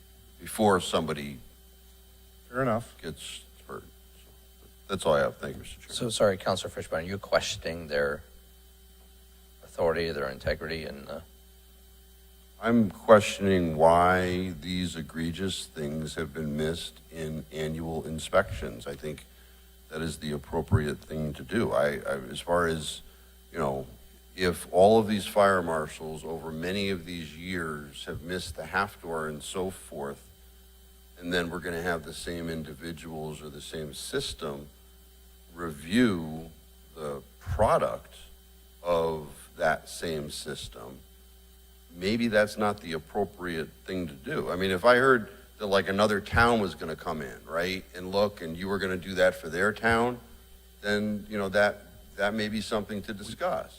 That they have their jurisdiction and we have ours. When it comes to exactly what I did, which was to bring in the State Fire Marshal's Office, Counselor, that is explicitly why I brought the state in, to assure that complaints that were raised, I brought them in for technical assistance to review anything that may have been in that building, whether it was seen or not. And so that in part, that request specifically comes from me through Directive 9 of the State Fire Marshal's directives, which I can do, and as well as technical assistance in requesting any code interpretation that may be needed to understand what was or what was not. In part because there are many times, Counselor, that we may go to a building that I may not know of, nor may be in our file for any particular reason, what's called a Connecticut Fire Code modification. No existing building is grandfathered in this state, not even historic buildings under the existing state code. With that being said, when something is quote-unquote grandfathered, that is by a process called the Connecticut Fire Code modification request. And when that comes about, the property owner has the right, the legal right, to apply for a modification to a condition where it's listed as a requirement that is a practical hardship, a judgment unwarranted, or in lieu of. And with that, that modification, which comes through our office, we can only support, not support, say nothing at all, but ultimately would result in the state fire marshal has ultimate jurisdiction when it comes to Connecticut Fire Code modifications. That does not reside with us. Did you tell the state fire marshal when he toured the building that you signed off in this building a year ago? He was aware of inspections that I did from the previous year, yes, and what I observed and cited from the previous year. All right, well, I believe the state statute allows for the state fire marshal to review complaints. That is by request. So my report, By I complaint, specifically actually. requested, but they can answer, yes, when they take a complaint, the state will notify the local and they will come down to review any type of building with us. Yes, or improper inspection or things like that. Thank you, Mr. Chairman. Fire Marshal Schock, Chief Sutnar, and the State Fire Marshal, thank you for your professionalism, your knowledge, and your performance, and your patience with us this evening. Some of the other counselors have questions, if that's okay. I'm going to start with Counselor Allenson.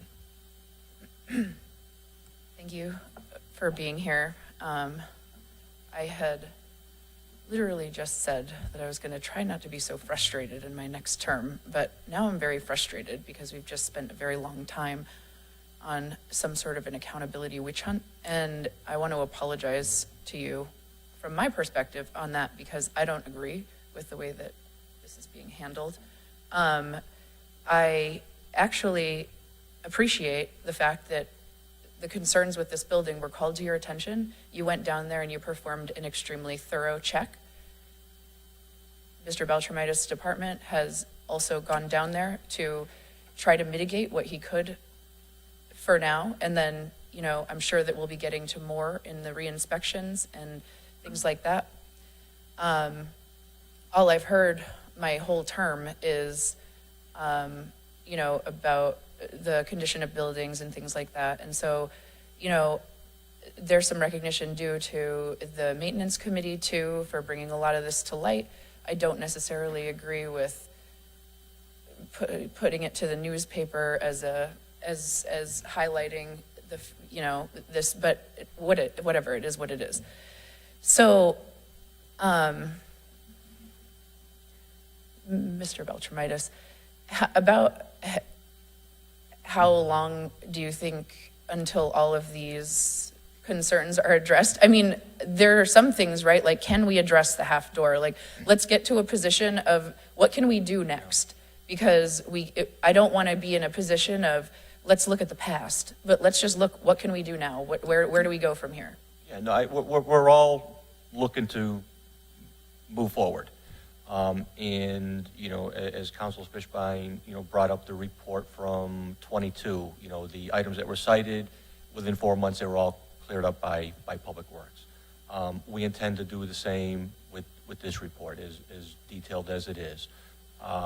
As far as a timeline, what I could tell you is we will be asking the fire marshal's office for an extension to rectify some of these issues because they're significant. A lot of what you heard tonight, two things.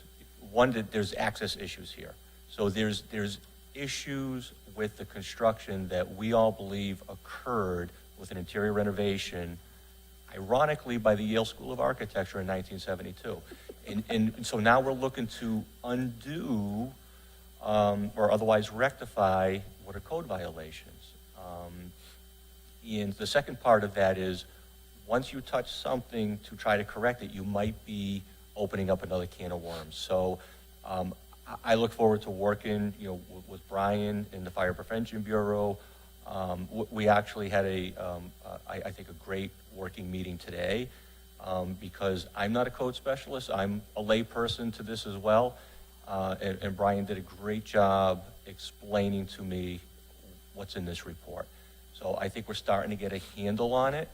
I could tell you we're going to work diligently to correct everything on it. And we may be back to you because there's going to be some costs. We're going to need some money. There could be implications to occupancy in areas of the building.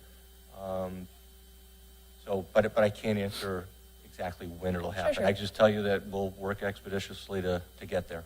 That's fair too. And I was thinking, because we've had 2 years in a row where we've had some big citations, is it possible that maybe we could have somebody from your team walk with the fire marshal Schock, or somebody from the fire department maybe twice a year, so that we know that these buckets don't appear of storage at ingress and egress, that we know that the fire extinguishers are not being covered, because I think sometimes we forget, just as humans, that we're not supposed to do that, and a lot of times we aren't reminded until a tragedy that we've kind of set ourselves up this way.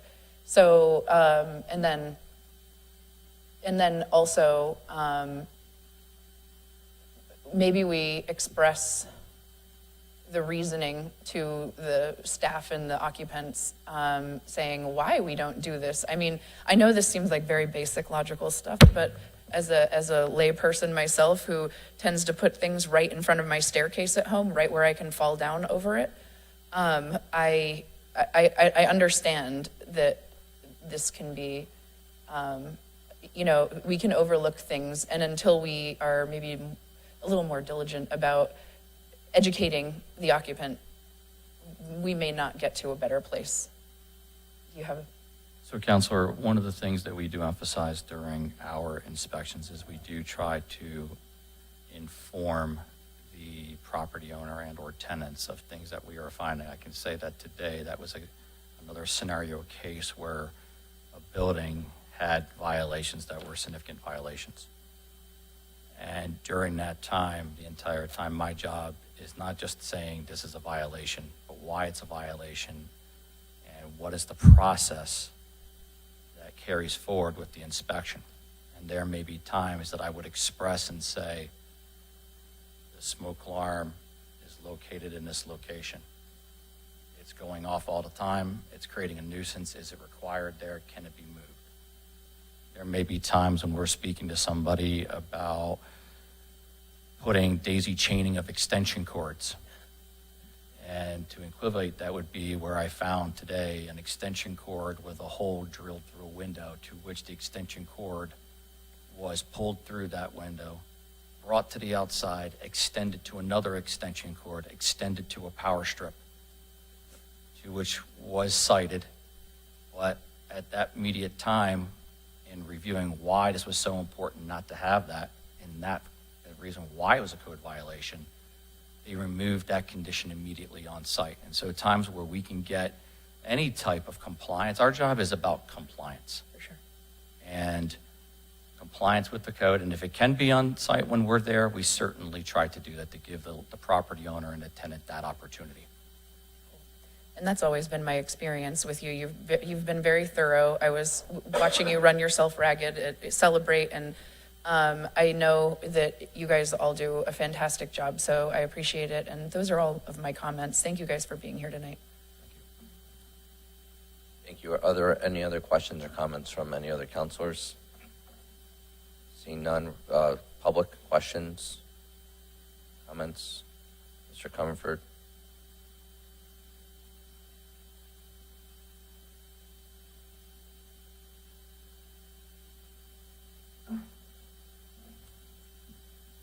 Bill Comerford, Broadview Drive. Who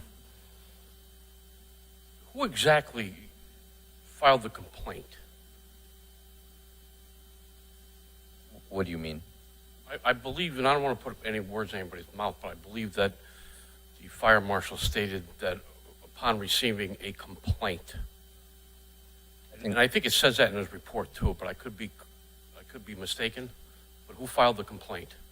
So the first part, Mr. Comerford, would be that, I can't hear you if you can speak. Mr. Comerford.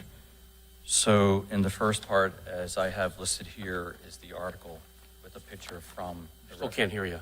The article with the picture of the record journal, in fact, showing that door, with the article showing and indicating about concerns with the train station. And it does go into, for example, it does talk about whether there's some kind of growth in the basement, piles of garbage. It does talk about foundation walls, which is not my part. It talks about, in fact, the staircase that blocks a door to the furnace room at the bottom. It did talk about ceilings and obviously the other area with the model train station area. So from this, first and foremost, as this was listed in the record journal, I took this to be an authentic complaint that came from building committee who went out and made observations regarding a walkthrough that they had of that building. What's the date of that? Does it say on your article or the information that you're holding up there? Yes, I believe I have August 28, 2023. The article,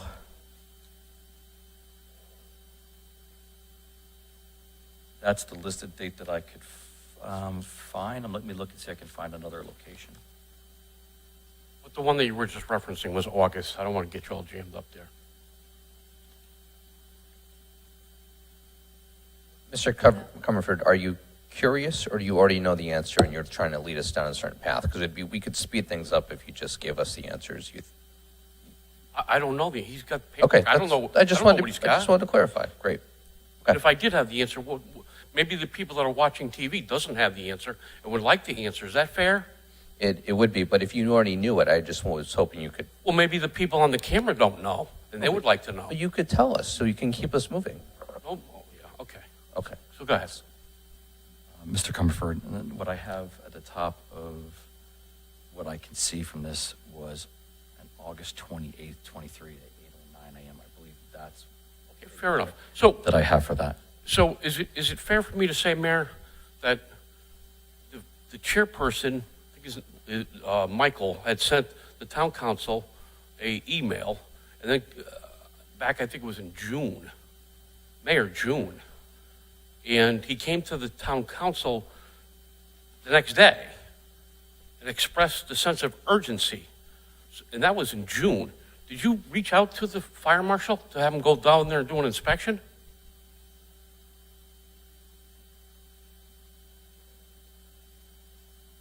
I don't remember the incident you're talking about at a council meeting. So to the best of your knowledge, you never reached out to the fire marshal, or at the time the assistant fire marshal, acting fire marshal, and asked for him to go down and look at it?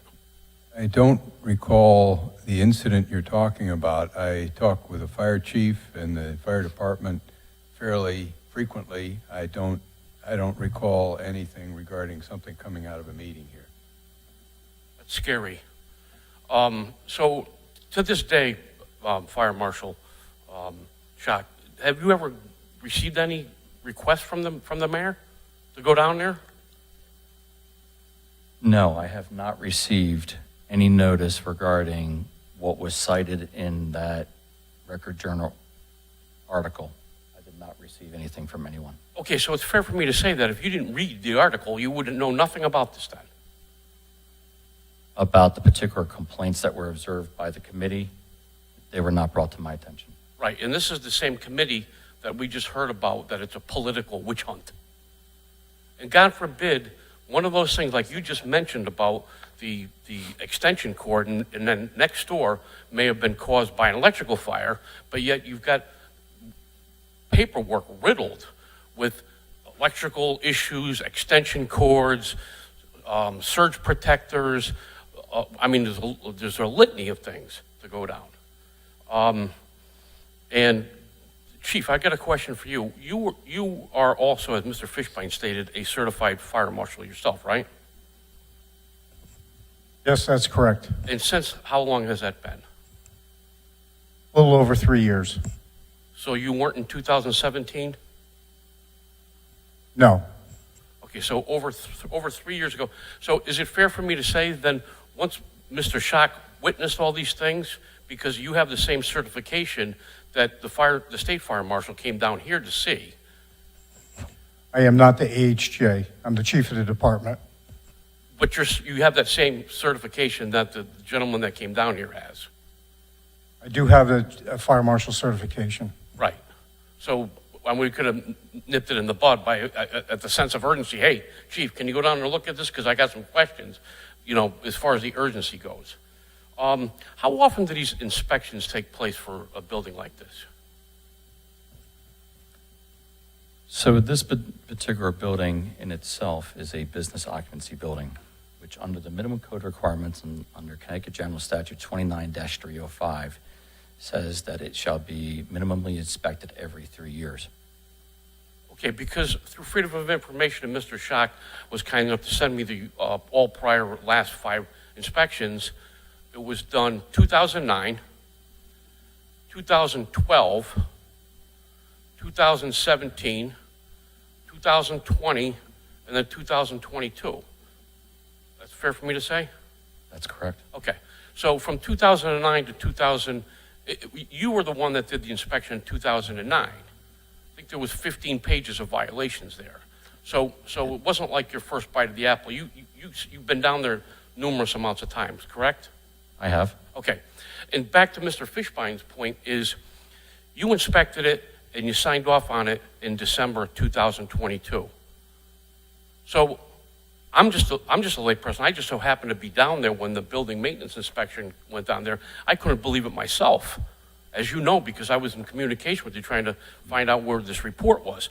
I took it upon myself to reach out to the fire marshal in the state of Connecticut, and he also confirmed that he thought that everything that was in that room where the furnace is that Councilor Fishbein was talking about was all ductwork.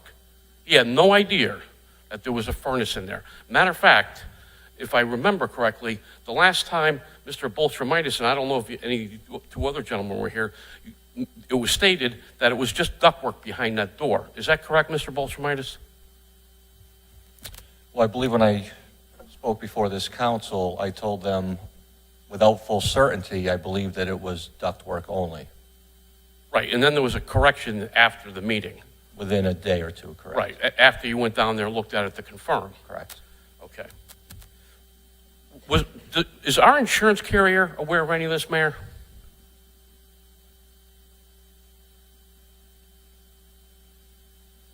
I don't know specifically. They cover our buildings, and I don't know how many inspections they do. I don't know that they perform any inspections.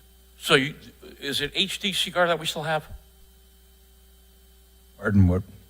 HD Cigar. We have a consultant. They may be the current consultant. Not a consultant, our insurance carrier. Well, Seeger isn't the insurance company. They may be the agent of record, and they obtain the coverages for us. That's something totally different. Seeger is our insurance carrier because that's who comes out with their inspections on our playgrounds and so forth. Seeger is not an insurance company. Okay. if somebody has got the internet, they can look it up. It's HD Seeger, and it'll tell you that's exactly what they are. Because they also, they are a carrier, I believe.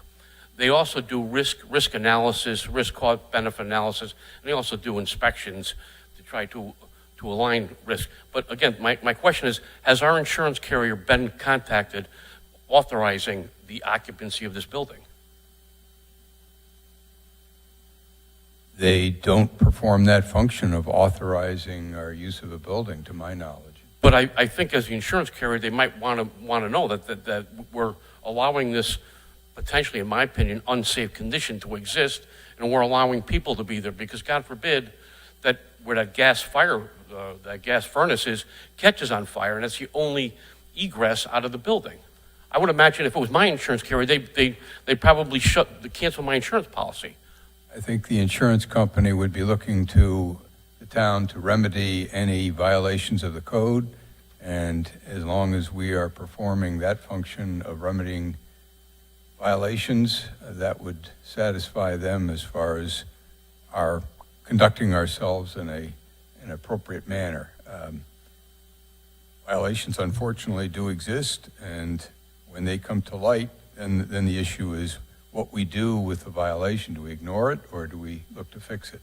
And we certainly will fix it, and I think that is what they would be looking for us to perform, the mitigation. Okay, so we're crystally clear that the fire marshal wasn't made aware of this. He had to read it in the newspaper. Did you ask the building inspector, the building official, to go down there and do any type of building inspection and issue a report? I know I had a discussion with Public Works Director, and he was aware of it. He was going to be in touch with the fire marshal's office. No, I asked about the building inspector. I didn't contact the building inspector, no. This is an issue regarding the fire marshal, the building in general, and that's why I talked to Mr. Baltermitis, who indicated he was going to be in touch with the fire marshal's office. But wouldn't it make sense to get the building inspector, because he only does fire stuff? There might be, obviously, we have a litany of things that were missed this last go around. Maybe there's some building issues too, but you didn't think it was important to do that. Typically, the building department deals with changes, and you need permits. They certainly can be consulted in general, but it's not, it generally would follow with talking to the fire marshal first. Because even if you go look at the exterior of that building, half the bricks are ready to fall off, and then if you went inside the building, you'd see that too. So I've got some questions about the structural integrity of it. So since that time, I went down to the building department. I went through the file on 37 Hall Avenue by which this is identified, and it said that there was steel I-beams installed and steel columns, but no one knows why, where, who signed off on it, and why they were required. Now, I went down there, and what I saw, I would have, at least if I was you, because you have oversight of these guys, plus Mr. Bolshermitis, plus the building inspector, say, hey, give me a report. Because thank God that we have the building maintenance committee, because as this gentleman stated, that's the only reason why he was made aware of any of this. And you're in charge of everybody. It's kind of sad. And it's kind of sad to know, well, I'm glad that it didn't happen, but somebody could have got killed in there. And things were overlooked, and it doesn't even faze you. And that's troublesome to me as a taxpayer, and it also troubles me to know that the Board of Education is part of this. And I'm assuming that they think that everything's up to snuff because they're leasing from the town, or the town's building, but yet Board of Adult Education also has Cheshire and Berlin as part of their envelope of adult education. I wonder if they're aware of it too. My opinion is the building should be shut down. Board of Education should be moved out of there. That railroad should be out of there. Then decide what's going on. But one of the things that bothers me is, as Councilor Fishbein said, how is this stuff all overlooked? And how many more things are overlooked? Because this is one example. Matter of fact, after Mr. Schott got done with his report, one of the people that work in the Board of Education had to point out another thing, which was the electrical, where the water was coming in. I mean, when we saw it, it was pretty obvious. But what I saw was leaching sewage. There's all kind of issues down there. Not just these, but he's only responsible for the fire. It bothers me. It doesn't surprise me, because you sat here how many times and watched the roof leak and dump on your desk? It's embarrassing. Any other additional comments from the public? Mr. Michael? Evening, Jason Michael, Meadow Street. Obviously, we're not going to rehash anything that's already been said here, but I think something that hasn't been said enough are the concerns of the people who have to work there. Everybody here has a job. Everybody here goes to work in a building, likely. Would anyone here be comfortable having to go to work after hearing this in the building we're talking about? If it was your place of employment where you have to go, you got a family to feed. We're making our employees work there. I think that should stay at the forefront. And also, just a suggestion, but I don't know if there's a plan in motion or if it's been requested of the Board of Ed, because once you start to peel this onion, if Mr. Baltramitis comes across something and they're every full stop, do we have a plan in place, or are you going to ask for one for where adult ed will go? Because I'm assuming at any time in a project this big that has this many problems, we could likely come to a point where it's like, okay, we can't be in here anymore. This is going to require major work. So just a suggestion that maybe that ball should be rolling as to where they could go in a relative hurry. Because I don't think that the repairs are going to be done, from what I've heard, all that quickly, which they probably can't be. But to think that what we've heard tonight is all that's needed, I think is a bit short-sighted. So just cautious, to be cautious that once you start to take this building apart or take things down, fix them or move doors, and that it could end up being a point where the Board of Ed will need to move. And I just would suggest that there's some sort of contingency plan, at least in the works. And hopefully they don't have to, but it's a definite possibility. Any other questions or comments from the public? Seeing none, we'll go back to the council. Are there any comments from counselors that wish to say anything?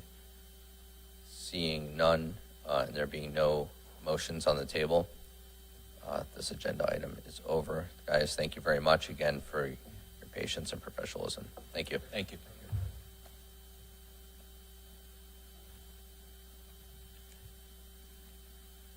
Agenda item number 9 is discussion regarding, again, the railroad station, this time the project from the Economic Development Commission.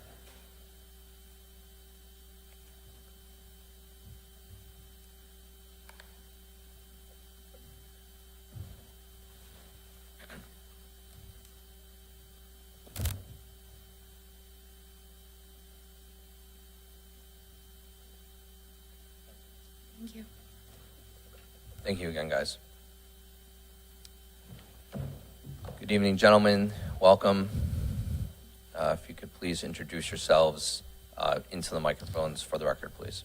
Mark Gingras, co-chair of the Economic Development Commission. John Sullivan, developer. Don Crouch, economic development specialist. Thank you. All right, guys, you want to kick things off? Thank you. Yeah, I'm ready. First, I would like to thank you for the opportunity to continue the conversation regarding the historic railroad station. We would like to take a moment to talk about the journey. On January 18th, 2022, EDC made a presentation to the Town Council on a possible grant opportunity for Wallingford's historic railroad station. Following the positive vote, EDC, along with other town departments, began the preliminary design process and applied for the Connecticut Communities Challenge Grant on October 6th, 2022. If that grant was approved, Wallingford's matching fund amount would have been $1,720,759. Unfortunately, in December 2022, we were notified that our town was not awarded the grant. On January 10th, 2023, the town's grant coordinator and EDC met with DEC-D staff to review the non-award. The major takeaways from the DEC-D comments were the project was too small for the grant, the town didn't specify the end use for the project, and the town did not have a developer in place, especially for help financing the project. After that meeting, EDC began contacting developers and commercial realtors for feedback on potential projects and developers that would fill the void in our previous grant application. The majority of them were not interested or rejected the project because it was too small. At a February 2023 meeting in the town planner's office with Mark Bosniak, who had recently purchased the property on Hall and Colony across from the railroad station, he expressed interest in potentially partnering with the town on the railroad station project. The following month, the town planner referred Jonathan Sullivan to the EDC in regard to the railroad station project. EDC connected Jonathan and Mark, who further discussed a joint project. As the discovery phase meetings progressed, EDC realized a public-private redevelopment plan would, 1, assist with renovating the building, 2, increase foot traffic in the lower town center, create a catalyst for the future development in the lower town center and the incentive housing zone, save the taxpayers roughly $500,000 in estimated renovation costs, and provide a potential rental income of $1.5 million over the proposed 10-year initial term. During the September 28th Town Council meeting, EDC introduced Jonathan Sullivan, who shared the food hall vision. Here we are tonight to make a formal presentation offering project details and benefits for the town.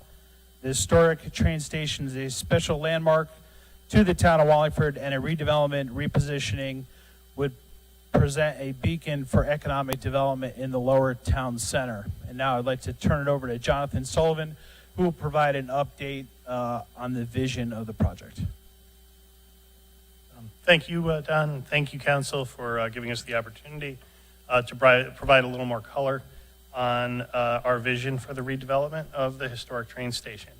If you bear with my technical capabilities here, I think we might be able to get these two presentation boards up on the screens as well.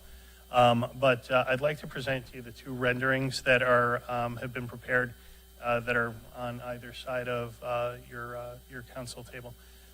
The one to your right would be an artist's rendering for the concept for the first floor food hall.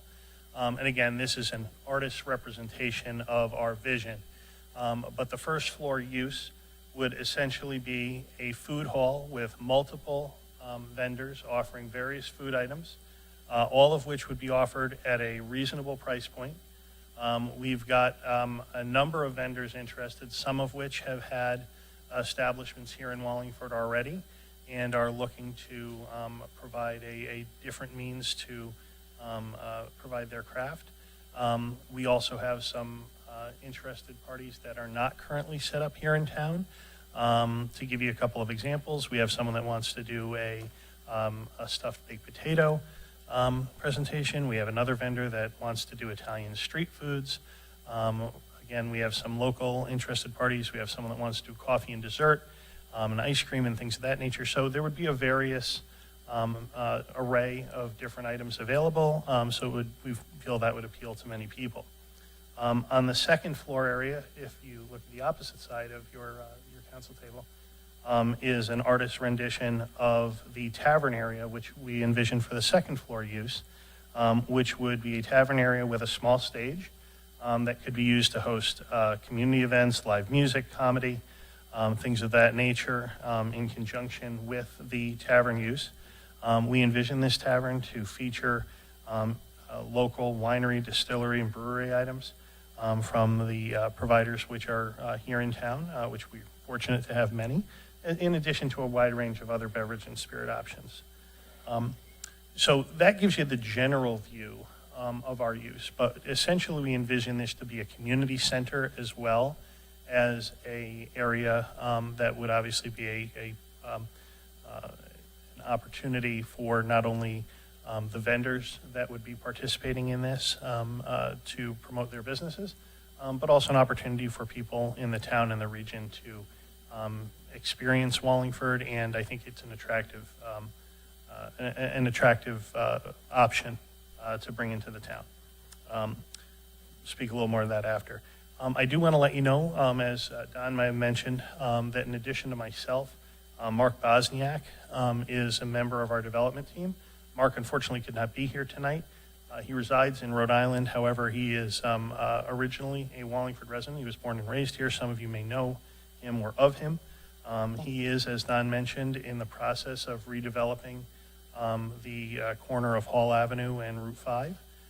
And he's got some visions for that have been, I think, recently proposed to zoning. I myself am also involved in exploring a project in the lower downtown district on the opposite side of the train station off Quinnipiac Street, which is in its early stages, but we're working towards that goal. So Mark and I both share a common vision for the redevelopment of the lower downtown district, and we think that this train station project could be a crown jewel within that, and would certainly enhance the area.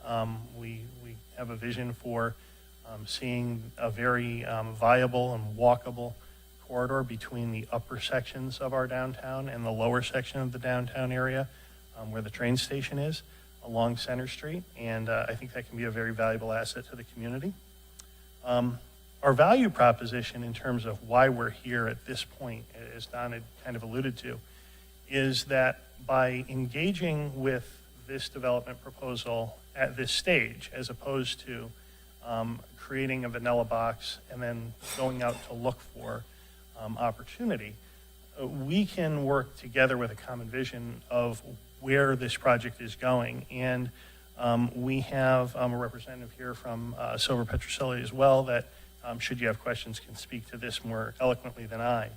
But in our review of the budget for the project, we identified that by working together with a highly specified end use in mind and a specific proposal, that there's many cost savings that the town can realize by having us as the developers take on a portion of that development work, because we're focused on that end use and that goal of where we're heading. And we estimate that that would reduce the overall cost of development to the town by approximately 1/3. And again, I think that if you have questions about that, I'll give you the opportunity to ask them, and also engage the representative from Silver Petrocelli. In closing, for my piece of this, I'd like to just say that we certainly see this as a gateway project.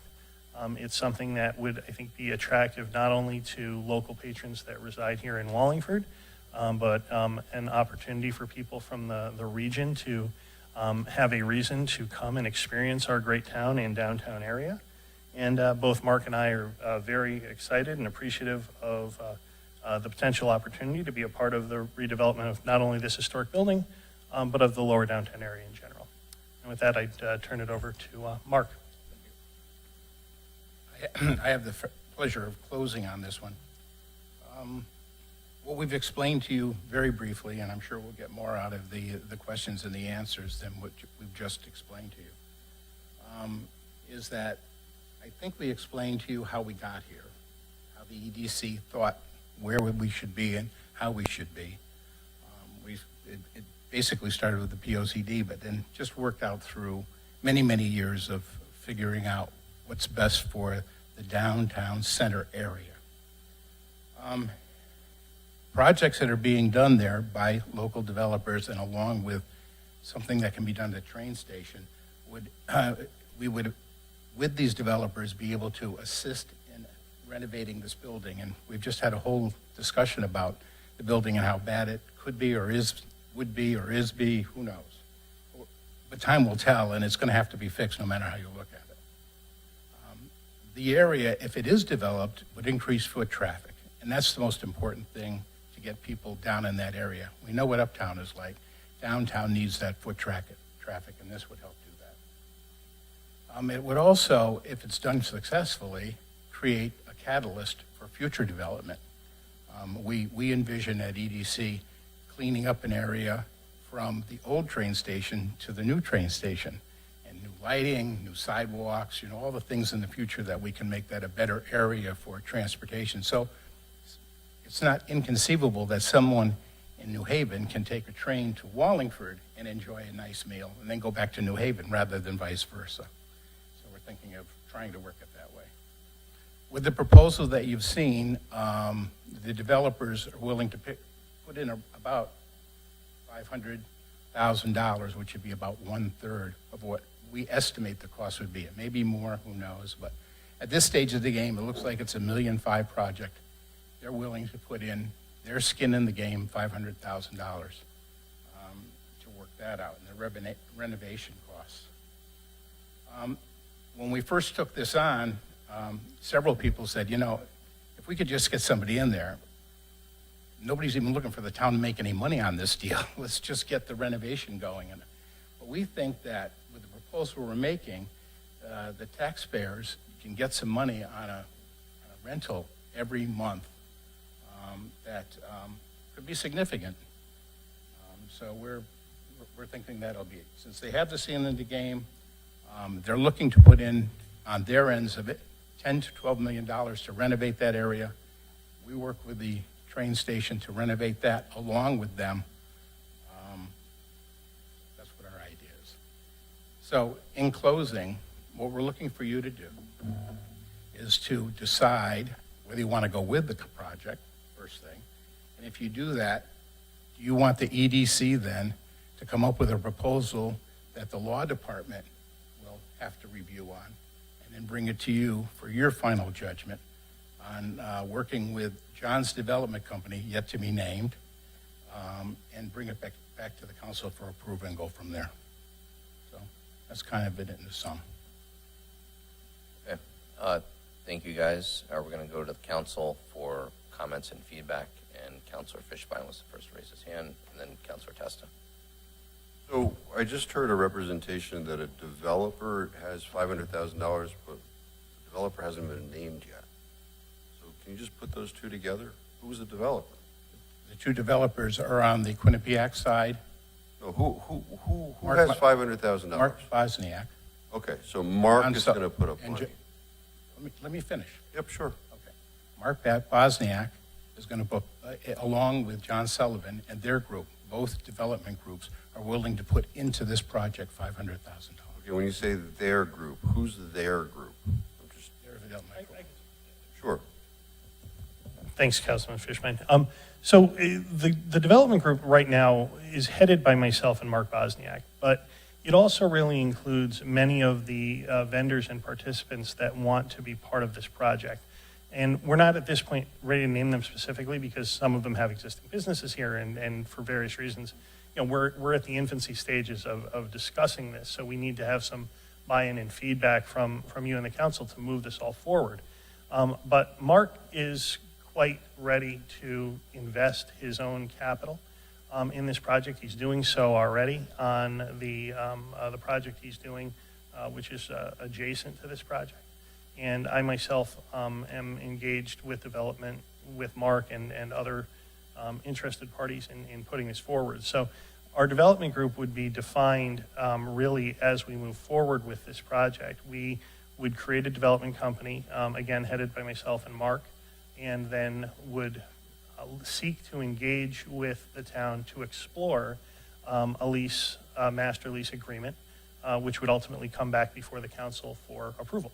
So there is no bank account with $500,000 in it. Is that Well, fair? I mean, quite frankly, Mark Bosniak has the ability to. Okay, well, he's not here, so I understand, but I'm just trying to you know, when I hear that somebody's willing to put up $500,000, but there isn't even a company that's been created yet, I've got it, because you guys are coming to us with, this is the only game in the world. This is the only people in the world that you guys should consider for this project. This is the best, be all you can be.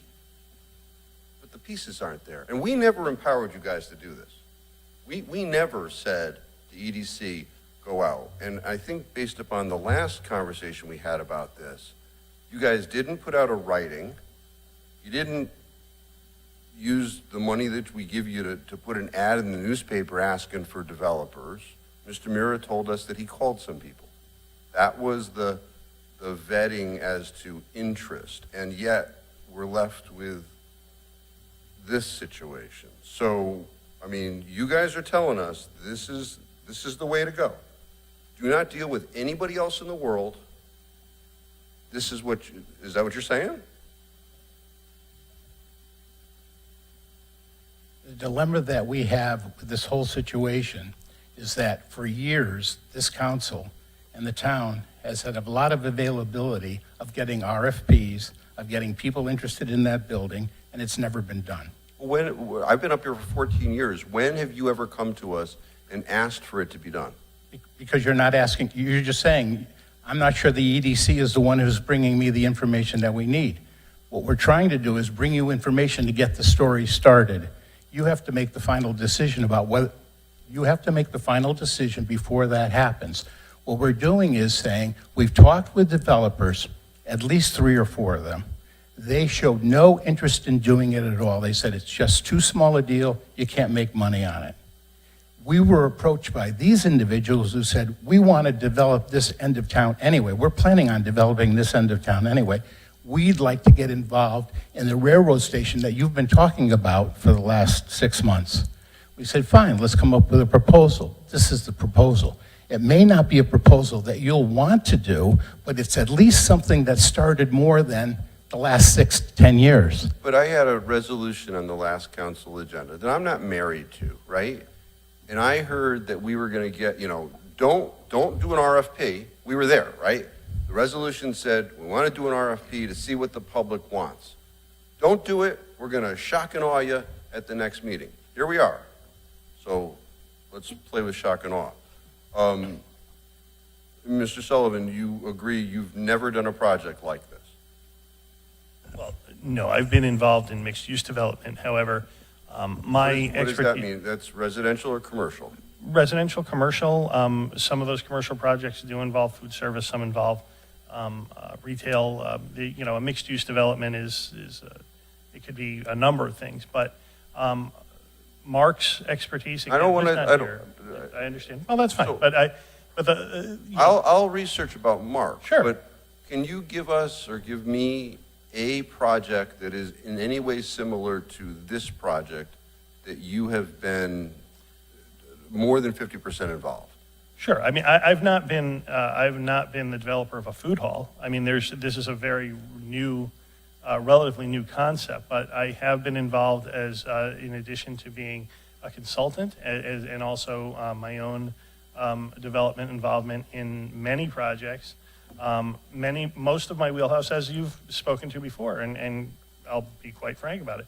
I have had quite a bit of experience in senior living and housing. That's my wheelhouse.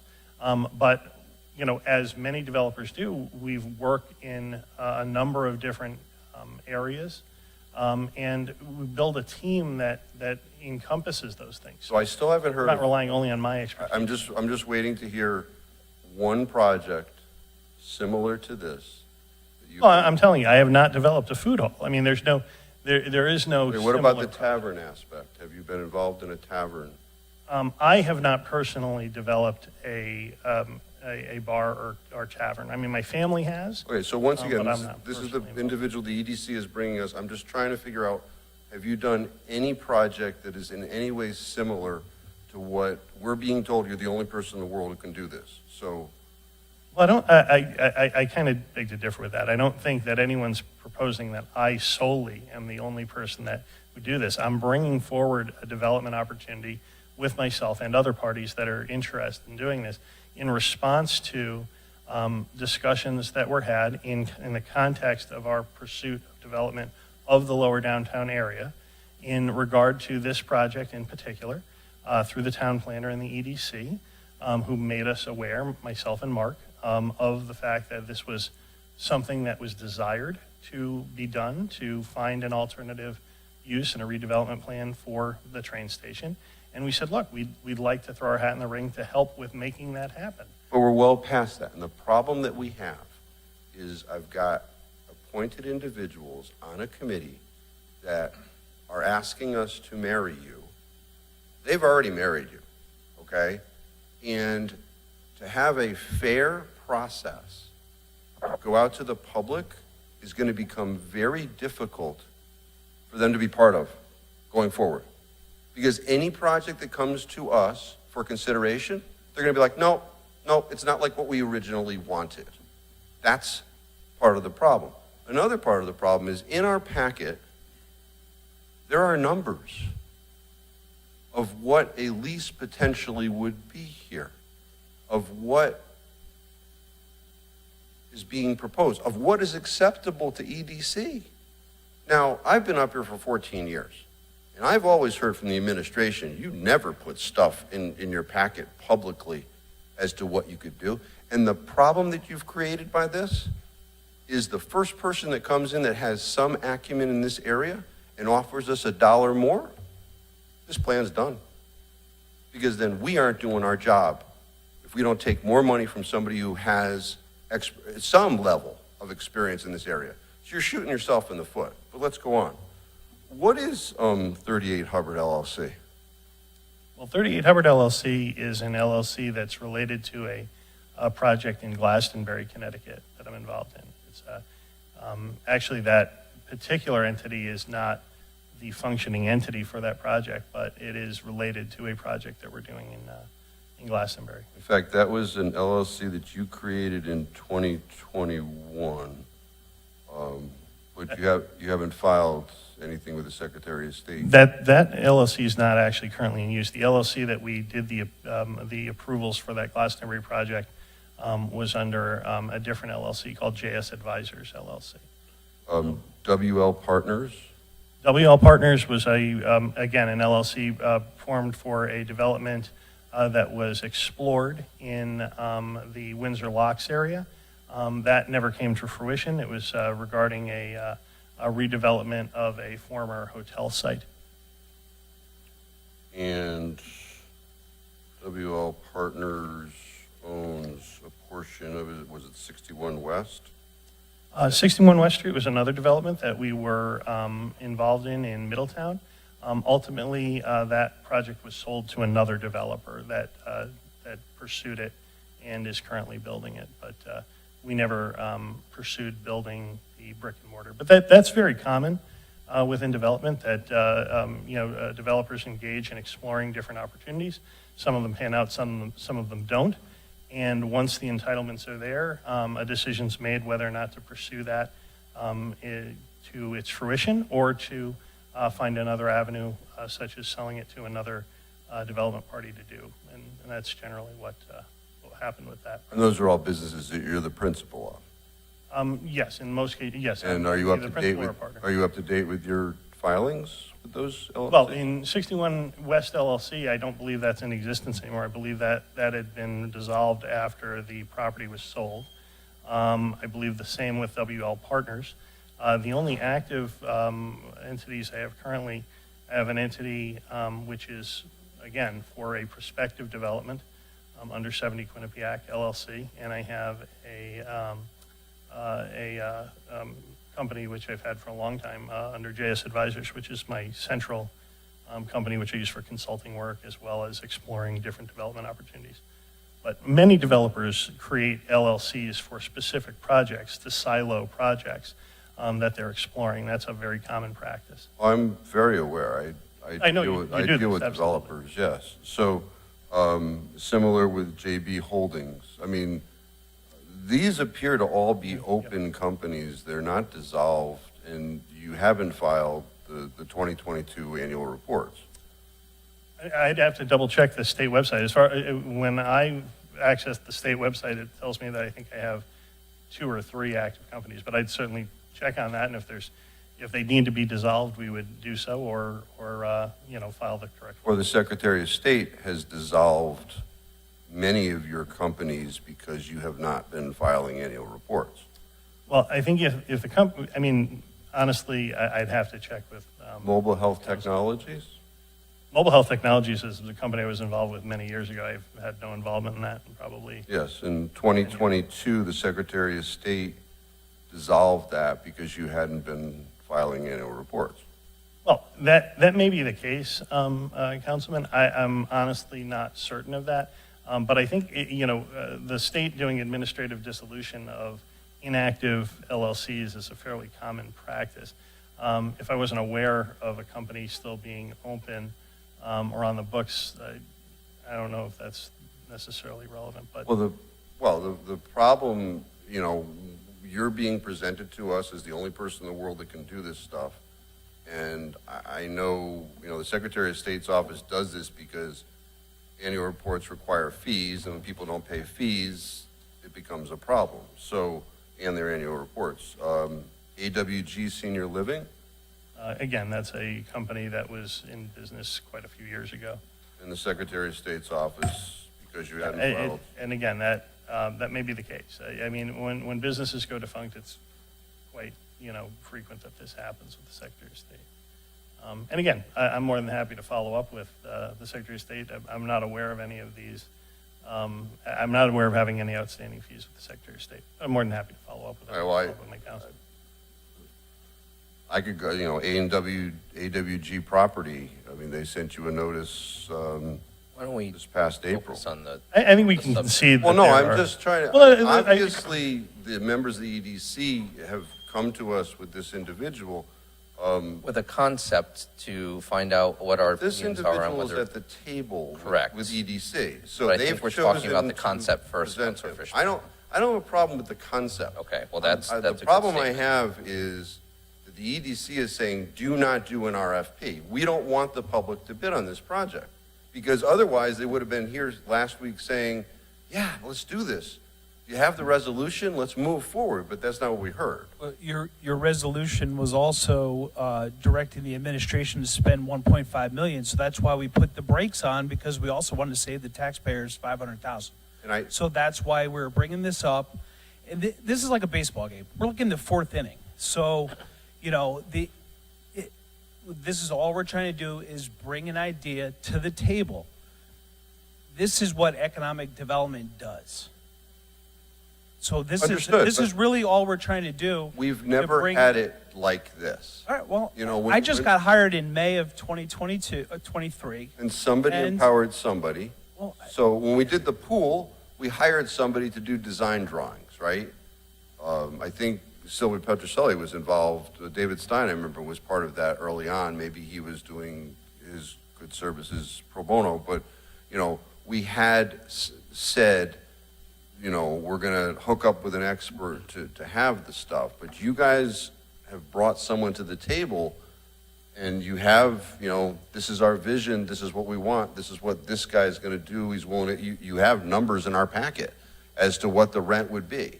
So it isn't like, you're open to the process. So, we would also go out to RFP for the construction. So this isn't just like, hey, the public's not involved. I mean, we've had multiple conversations, both here at the town council meetings. It's been in the newspaper. It's been on Citizen Mike. The public has been talking about the train station since 2020, before the grant. This is something that's been out there. And quite frankly, after September 23, when we were here, the calls we've been getting are people like, hey, this is a great idea. We want to be involved. So we're just moving the ball down the field. This is all we're trying to do, is bring a concept to the council to gauge the temperature on it. And we don't want to, as we've just listened to about the building, one, we would like to get the building fixed, but two, we also don't want it to be mothballed and sit there for 5 years like other properties. And we want to see a vibrant, lower town center. Everything that you said, I agree with. Okay. Okay, but that's not what we're doing here. You've brought somebody to the table saying, this is going to be the developer. It's this guy, I mean, this is the guy we've been negotiating with without authority, so on and so forth.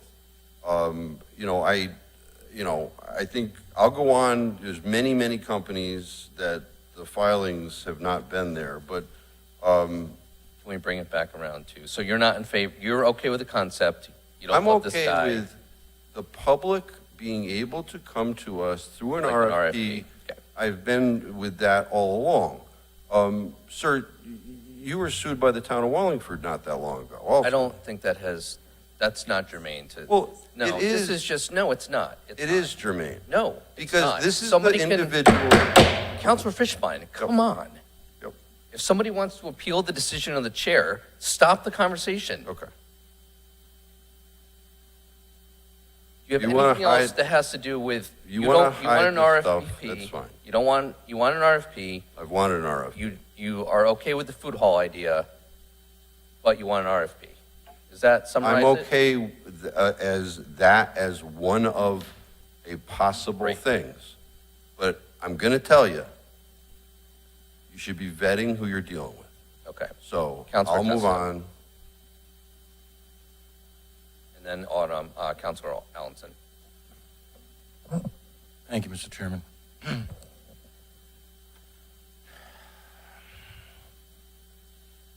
Good evening. Hey, Counselor. Good evening. I'm also going to express some dissatisfactions and some frustrations, but it has nothing to do with you, sir. And I have no interest in challenging you or your credentials or anything else. Thank you. I also, have no particular problem with this idea. It's attractive. My problem is the process. I made that point a little while back. And my question would, as the history was repeated for us, I know back January 22, we talked about trying to get that grant. And my understanding was we have an opportunity to get some money here so we could get this building fixed up. Just keep it at that. Keep it simple. Get this building fixed up because it's a mess. We know it's a mess. So we want to get this building fixed up, renovated to a point where we could then consider possibilities and go out and start getting some ideas. And my understanding has always been we would do our part in fixing it up and then put an RFP out, find out who's interested in doing what.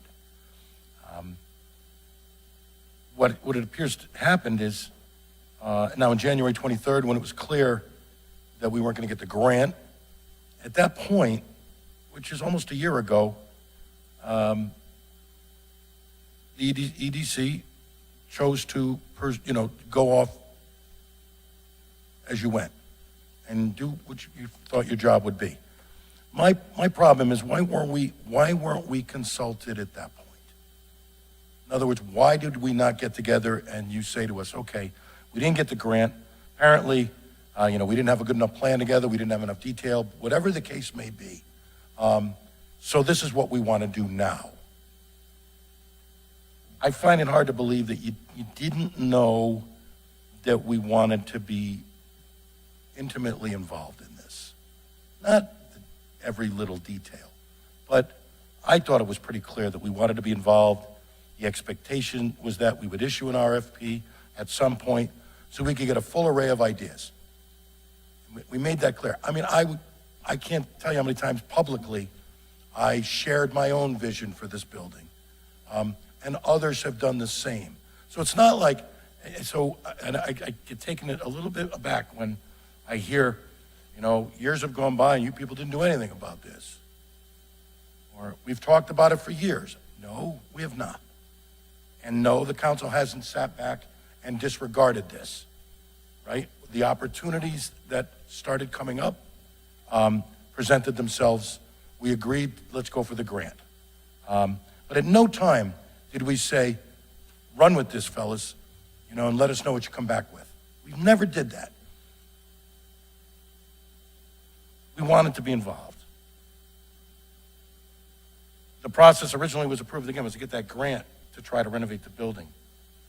Now, what aggravates me, and if you think, I've been here a long time, and I am not known for playing hardball when people want bid waivers. I'm one who believes bid waivers are in the program, in the ordinances, and they exist for a good reason. Because many times, good ideas come about, and whatever happens, but low bidder is not the best choice, or there are other circumstances. So we see bid waiver requests all the time, and I sometimes get a little frustrated when some people get really hard-minded about it, like bid waivers are they're evil. You shouldn't do them. So I'm probably one of the easiest people you'd ever find up here that would go along with working with you on this, if they ever came to that. So we may well have agreed in January with what you were doing, if you kept us in the loop. You told us what was going on, what you were trying to accomplish. That bothers me. And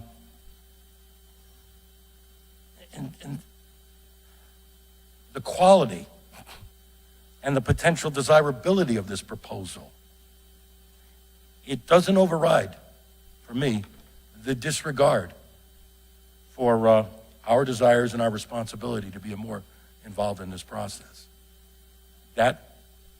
I'm bothered by that. I made it clear I was upset about it last time.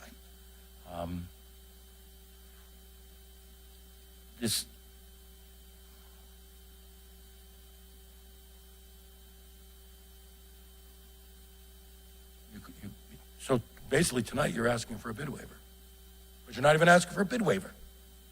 But you are. There's a lease in the packet. So in effect, you're asking for a bid waiver. You're asking us to work with somebody who has not who's not been part of an RFP process. And I'm not saying I wouldn't agree to that, but at this point, it's very difficult. See, it's really a matter of process. And the better this thing looks, the harder it is for me to be upset about it. But on principle, I'm upset about this. Because we have talked about this a lot, but not ongoing. It has come up, and we said, I almost contradicted myself there, but my point was, recently, we've talked about this a lot in the last 2 years, where we said, yeah, you guys take a look, see what's available. There's a grant, let's take a look. And I thought we always made it clear, we wanted to put an RFP out and find out what everybody wants to do. And this proposal may have been the best one we got, and it may not have been the best financially, but that's when we look at it, we say, maybe we need to do a bid waiver, maybe this or that. So at the moment, it's not clear, and I'm really upset with the process. Tonight, I am not agreeable to moving forward with the way you've done this. I'm being frank and honest with you and open. I think I disagree a little bit with my colleague a little bit in that if an RFP goes out and this group puts in a proposal, it may be the best one, right? But I can say to the public, we did open it up. We did look at all the options. And at this point, I'm not comfortable not being able to say that. So I made my points, I think. Thank you. Thank you, Councilor Allenson. Hi.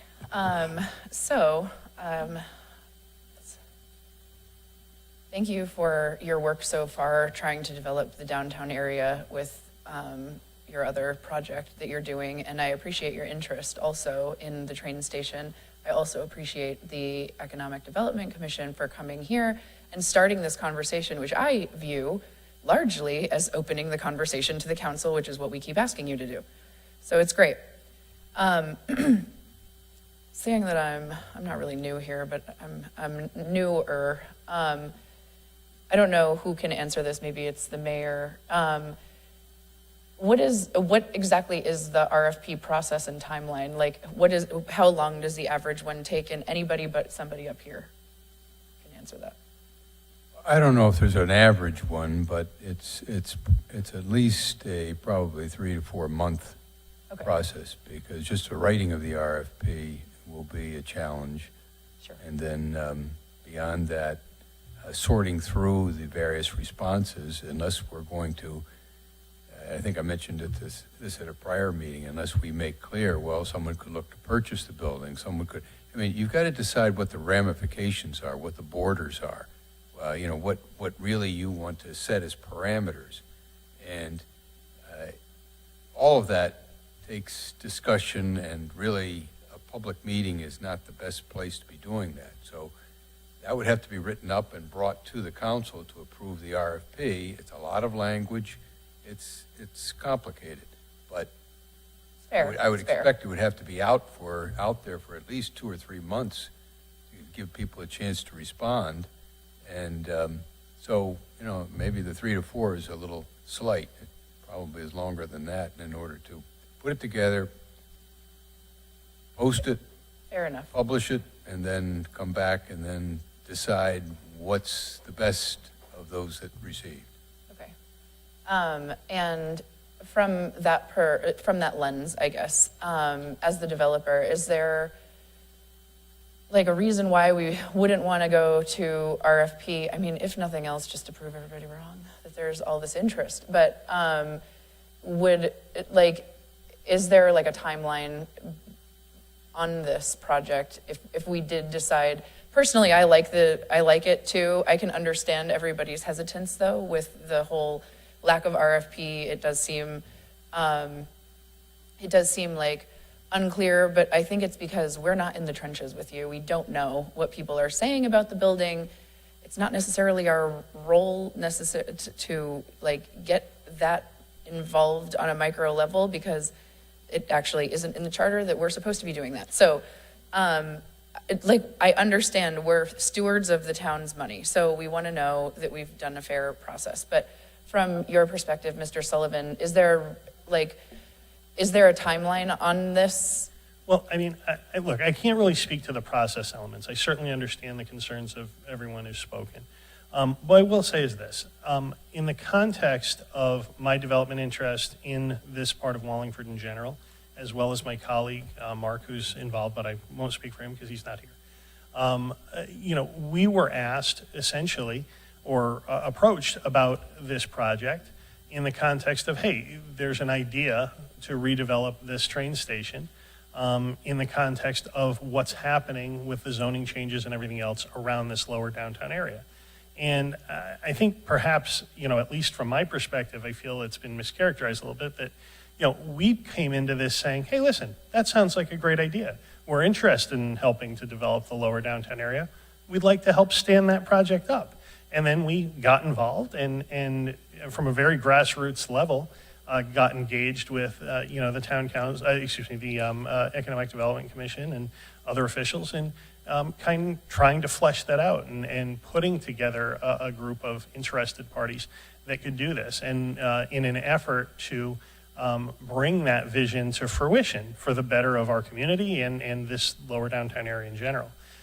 So I don't know if there's a specific timeline. I mean, we know that there's other aspects of the redevelopment project that have to be addressed. We've spoken about that before with adult ed, you know, being currently in use there, and other things. So I would say only this, that in regard to this proposal, the reason we're essentially interested in coming to you with it is because we feel that there's an opportunity to create value, to do this in an expedient fashion, because we've got a plan to do it. And we essentially did this thinking we were trying to help move forward something that was the desire of all of the interested parties. So that would probably be my best answer to that, would be to say that, you know, we'd like to help move this forward as expediently as possible and with the highest level of value to the town, to provide you with what I think everyone here agrees that, you know, we'd like to see happen with that area. That's awesome. Thank you. I know a restaurant owner who developed the old Stratford train station, and I have a friend who plays there all the time, and it's amazing. And you know, I know that we have some concerns on safety and stuff like that too, with crossing the tracks and how do we mitigate that. And so, from a specific project perspective, I really do like the project. I think this also, I think from my own just perspective, I think there could be some timeline issues, because if we float this out with businesses who want to be involved in this, they're not just going to keep hanging on for years while we get through whatever we need to get through.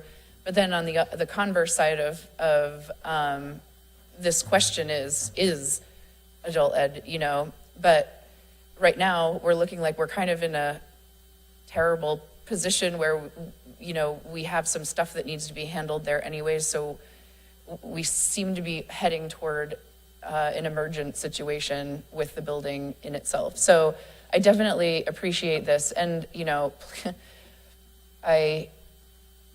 knowing that we contacted you to get your level of interest, and then drew you in front of us and then raked you over some coals. I apologize for that, but I hope that you know it's not something that the rest of us would ever want to do, and it's not the way that I would like to present myself. So I appreciate you coming forward, and I, again, appreciate your interest in the downtown area.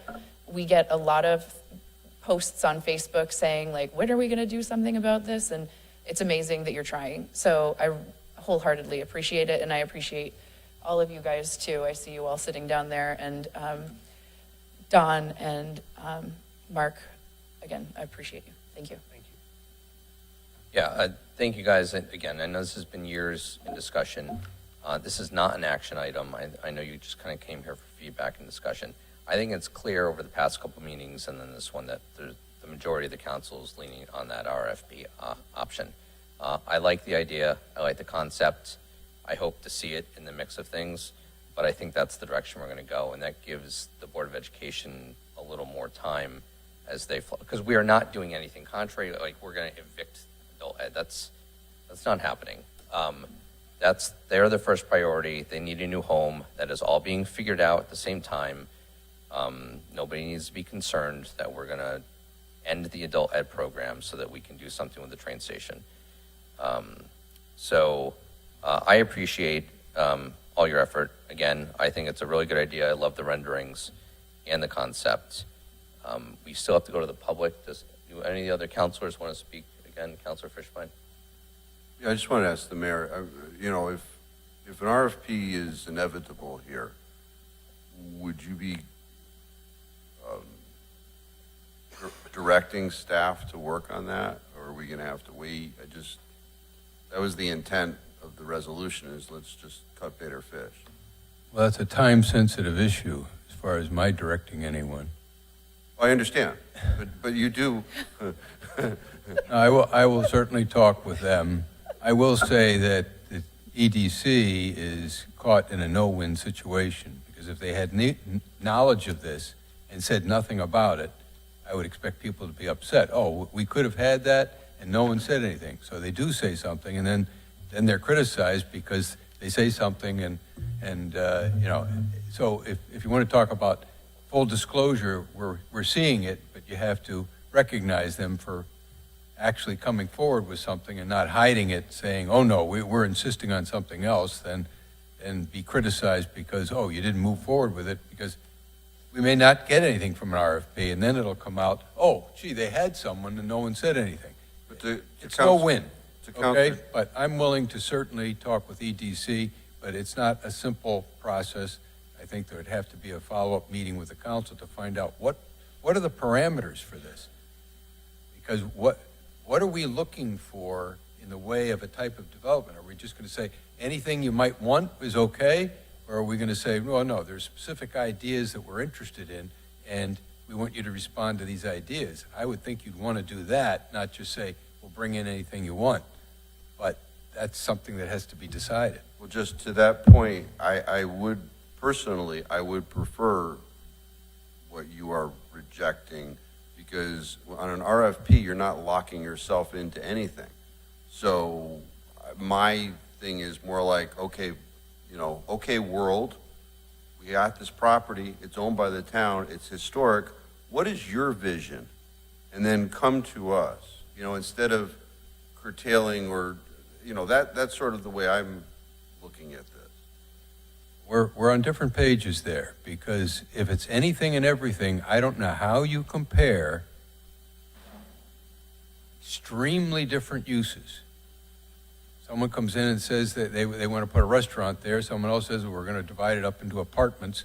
Someone else, it's so broad, I don't know how you evaluate, and it becomes maybe even more difficult to reach a consensus where there's a majority that's going to say, yes, that's the idea we want.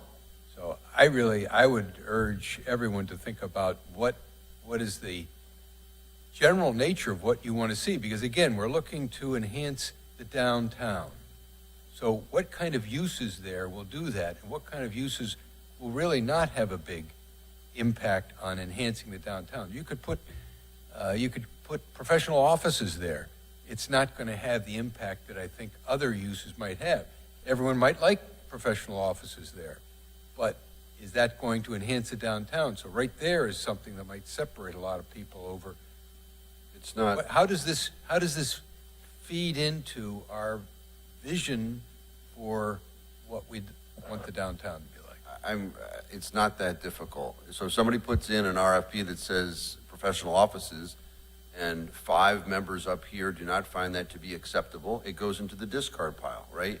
It's sort of like the American Legion building, because you're saying you could get plans that are a restaurant or residential. That's exactly what happened with the American Legion building. If you recall, there was somebody who wanted to put a bar there, right? That was one of the RFPs that we got back, and there was a couple that wanted to do residential.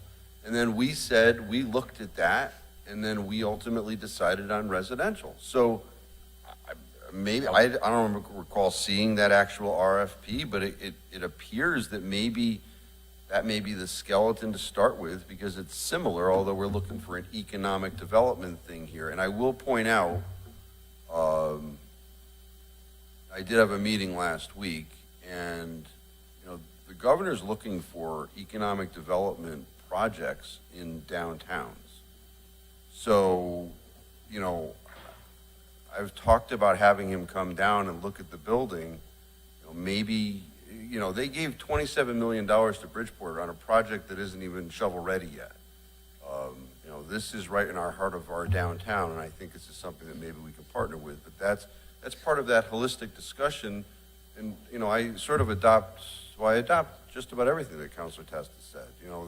The point to start the discussion to work together was back in January, and I would have expected that, because at the point that the grant was not approved, then I think we all said we've got to go a different way. But unfortunately, you guys took the train and we were left at the station. So I'll leave it at that. But I just want to make sure that we move forward, and perhaps the next we can move forward, but from my perspective, we're not on the same page as far as leaving it up to anyone to come up with some idea. I don't think that's a good way to go. Even though I think we should come up with a range of things that we would like to see there, and not have to winnow through a lot of things that will be a waste of everyone's time. But that's my view. Okay, thank you. Thank you, Mr. Chairman. Thank you. Anybody from the public would like to speak on this? Mr. Mira. Good evening. Joe Mira from the Economic Development Commission. I understand where the vote's going, but I just have to clarify a few things. First of all, nobody ever said this is the one and only in a childish type of attitude. This was the best business decision we saw at the time. Again, you have to, mistakes were made. Are we human?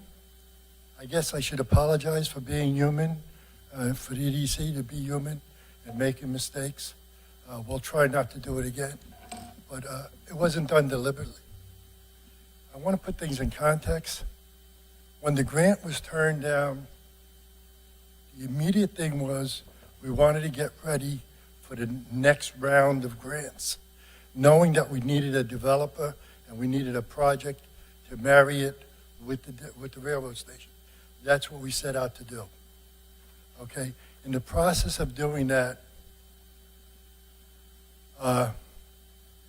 we couldn't find it, and as Don had said, first they introduced Mark to us, then they introduced John to us, and before you knew it, conversation started. Now, put that on hold a minute if you could. I'd like to take you back to December. In December, when the grant was turned down, the town was looking at spending $1,700,000 and a bunch of pennies. Okay? All right. We started the conversation with this developer, and again, we started it thinking that we were going to go back for the grant. Okay? So there was no need for an RFP. We were going to go for the grant. As we're talking to this development team, we find out there's not going to be another grant, or there's no date for another grant. And as we got into the weeds, we found out that a project that was going to cost the town $1.7 million and all the pennies was going to cost us maybe $1.1 million. And it, being a businessman right down in there, we said, wow, what do we have here? And that's what brought us down to what it is. As soon as we knew we had a real deal, that's when we brought it to you 2 months ago, or whatever that date was. So we did keep you in the loop. From your point of view, I can understand what you're saying. You saw December. But if you understand the travel, again, this is all worthless because you've made up your mind. But I just want to let you know what you're dealing with. Okay? This is not a committee that went off on the wrong tracks. We were trying to save the town money. This project came to us. We developed it. As soon as we saw we had a real project, we said it's time to get the town council involved. And that's what we did. And then from there on in, we hear about, oh, it's the only one in the world. Oh, it's only the only one. No, it's not the way we put it. We said this was a good business deal. What do you think? Now we know, okay? But we brought what was going to cost the taxpayers $1.7 million to $1.1 million maybe. Okay, now we're going to put out the RFP, which is, okay, fine, it's the way you want to go. When we get done with the RFP, I just want you to remember these numbers, because every day that goes by, the supply chain starts tightening up, the interest rates go up, the construction costs go up. So I don't know what it's going to cost the town, but I just want it clear on the record that this is what brought us here. We wasn't looking to keep anybody out of it. We didn't want to bring you in and waste your time on a deal that was going no place. I thank you for your time. Thank you. Mr. Gross.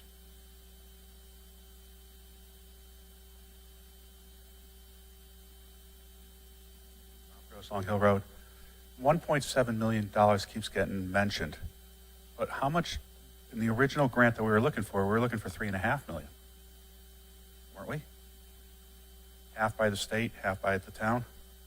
So how's the project only now 1.7? Outside. Huh? There was development.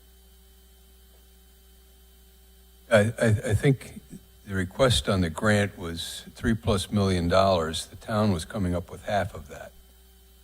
So that put us at somewhere around 1.7 million. It was unclear what the developer would be putting into it because we didn't have a developer. It was guessed at various figures, but I believe it was something like 3.4 million and 1.7 was approximately half of that. We were coming up with half.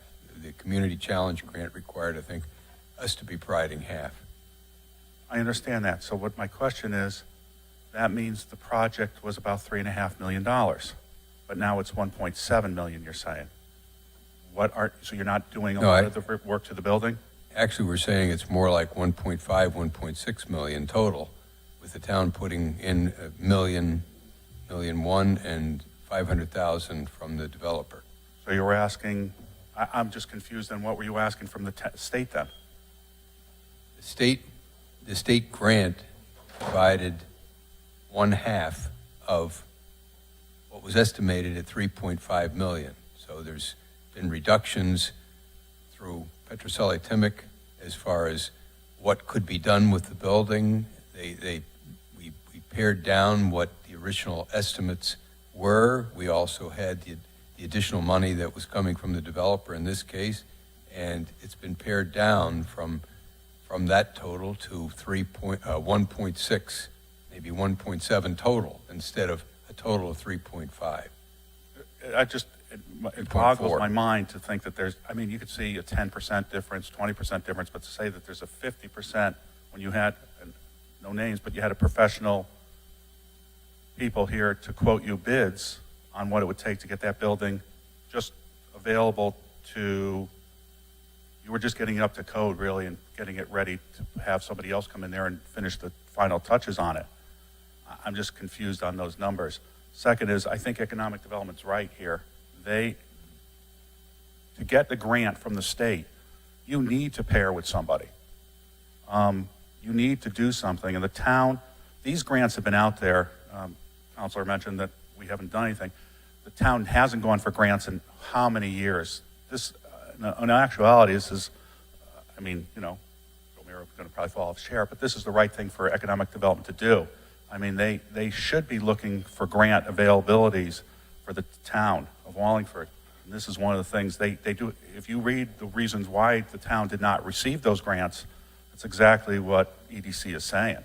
And the town has to come in, whoever the developers are, you have to come up with a plan. Other towns, that's what they do, Killingly or whatever, Mansfield or Manchester, they have developers in place. A lot of it's with housing though, not so much with, there is some economic development, but it's a lot of wayfaring and housing and those types of, the state loves to see that. Councilor Fishbein could probably attest to that, they love that. But this is what the town needs to do, and these grants have been there for many, many years. It's just the town has been not pursuing any of these grants, which is very unfortunate because we could be very far along on that train station if you really wanted to have been the town, but they've not done anything. So hopefully something will move forward on this. There's nothing wrong with an RFP, but it's going to just take you longer to get the grant money if the grant money is available soon. Thank you.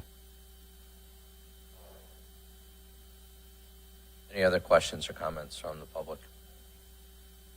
Seeing none, are there any more from the council? Councilor Fishbein. I just want to clarify, the money that I was talking about is not a grant, it's a bonding project. So, you know, the governor is the chair of the bonding committee, and, you know, perhaps that's an avenue that we can explore. But thank you. Thank you, gentlemen.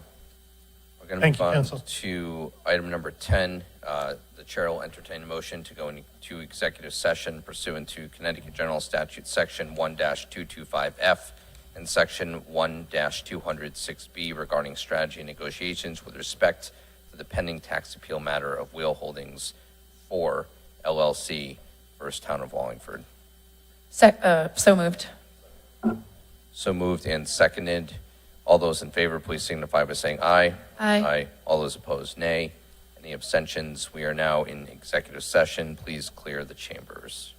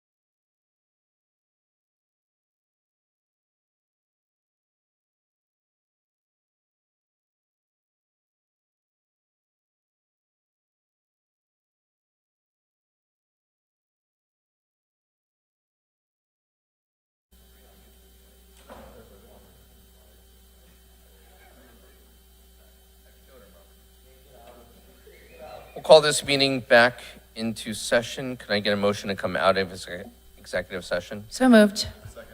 All those in favor, please signify by saying aye. Aye. All those opposed, nay.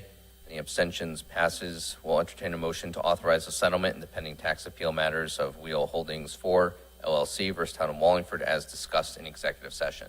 So moved. Second. All those in favor, please signify by saying aye. Aye. Aye. All those opposed, nay. Seeing none, motion passes. Seeing no other business on the agenda, this meeting has been adjourned.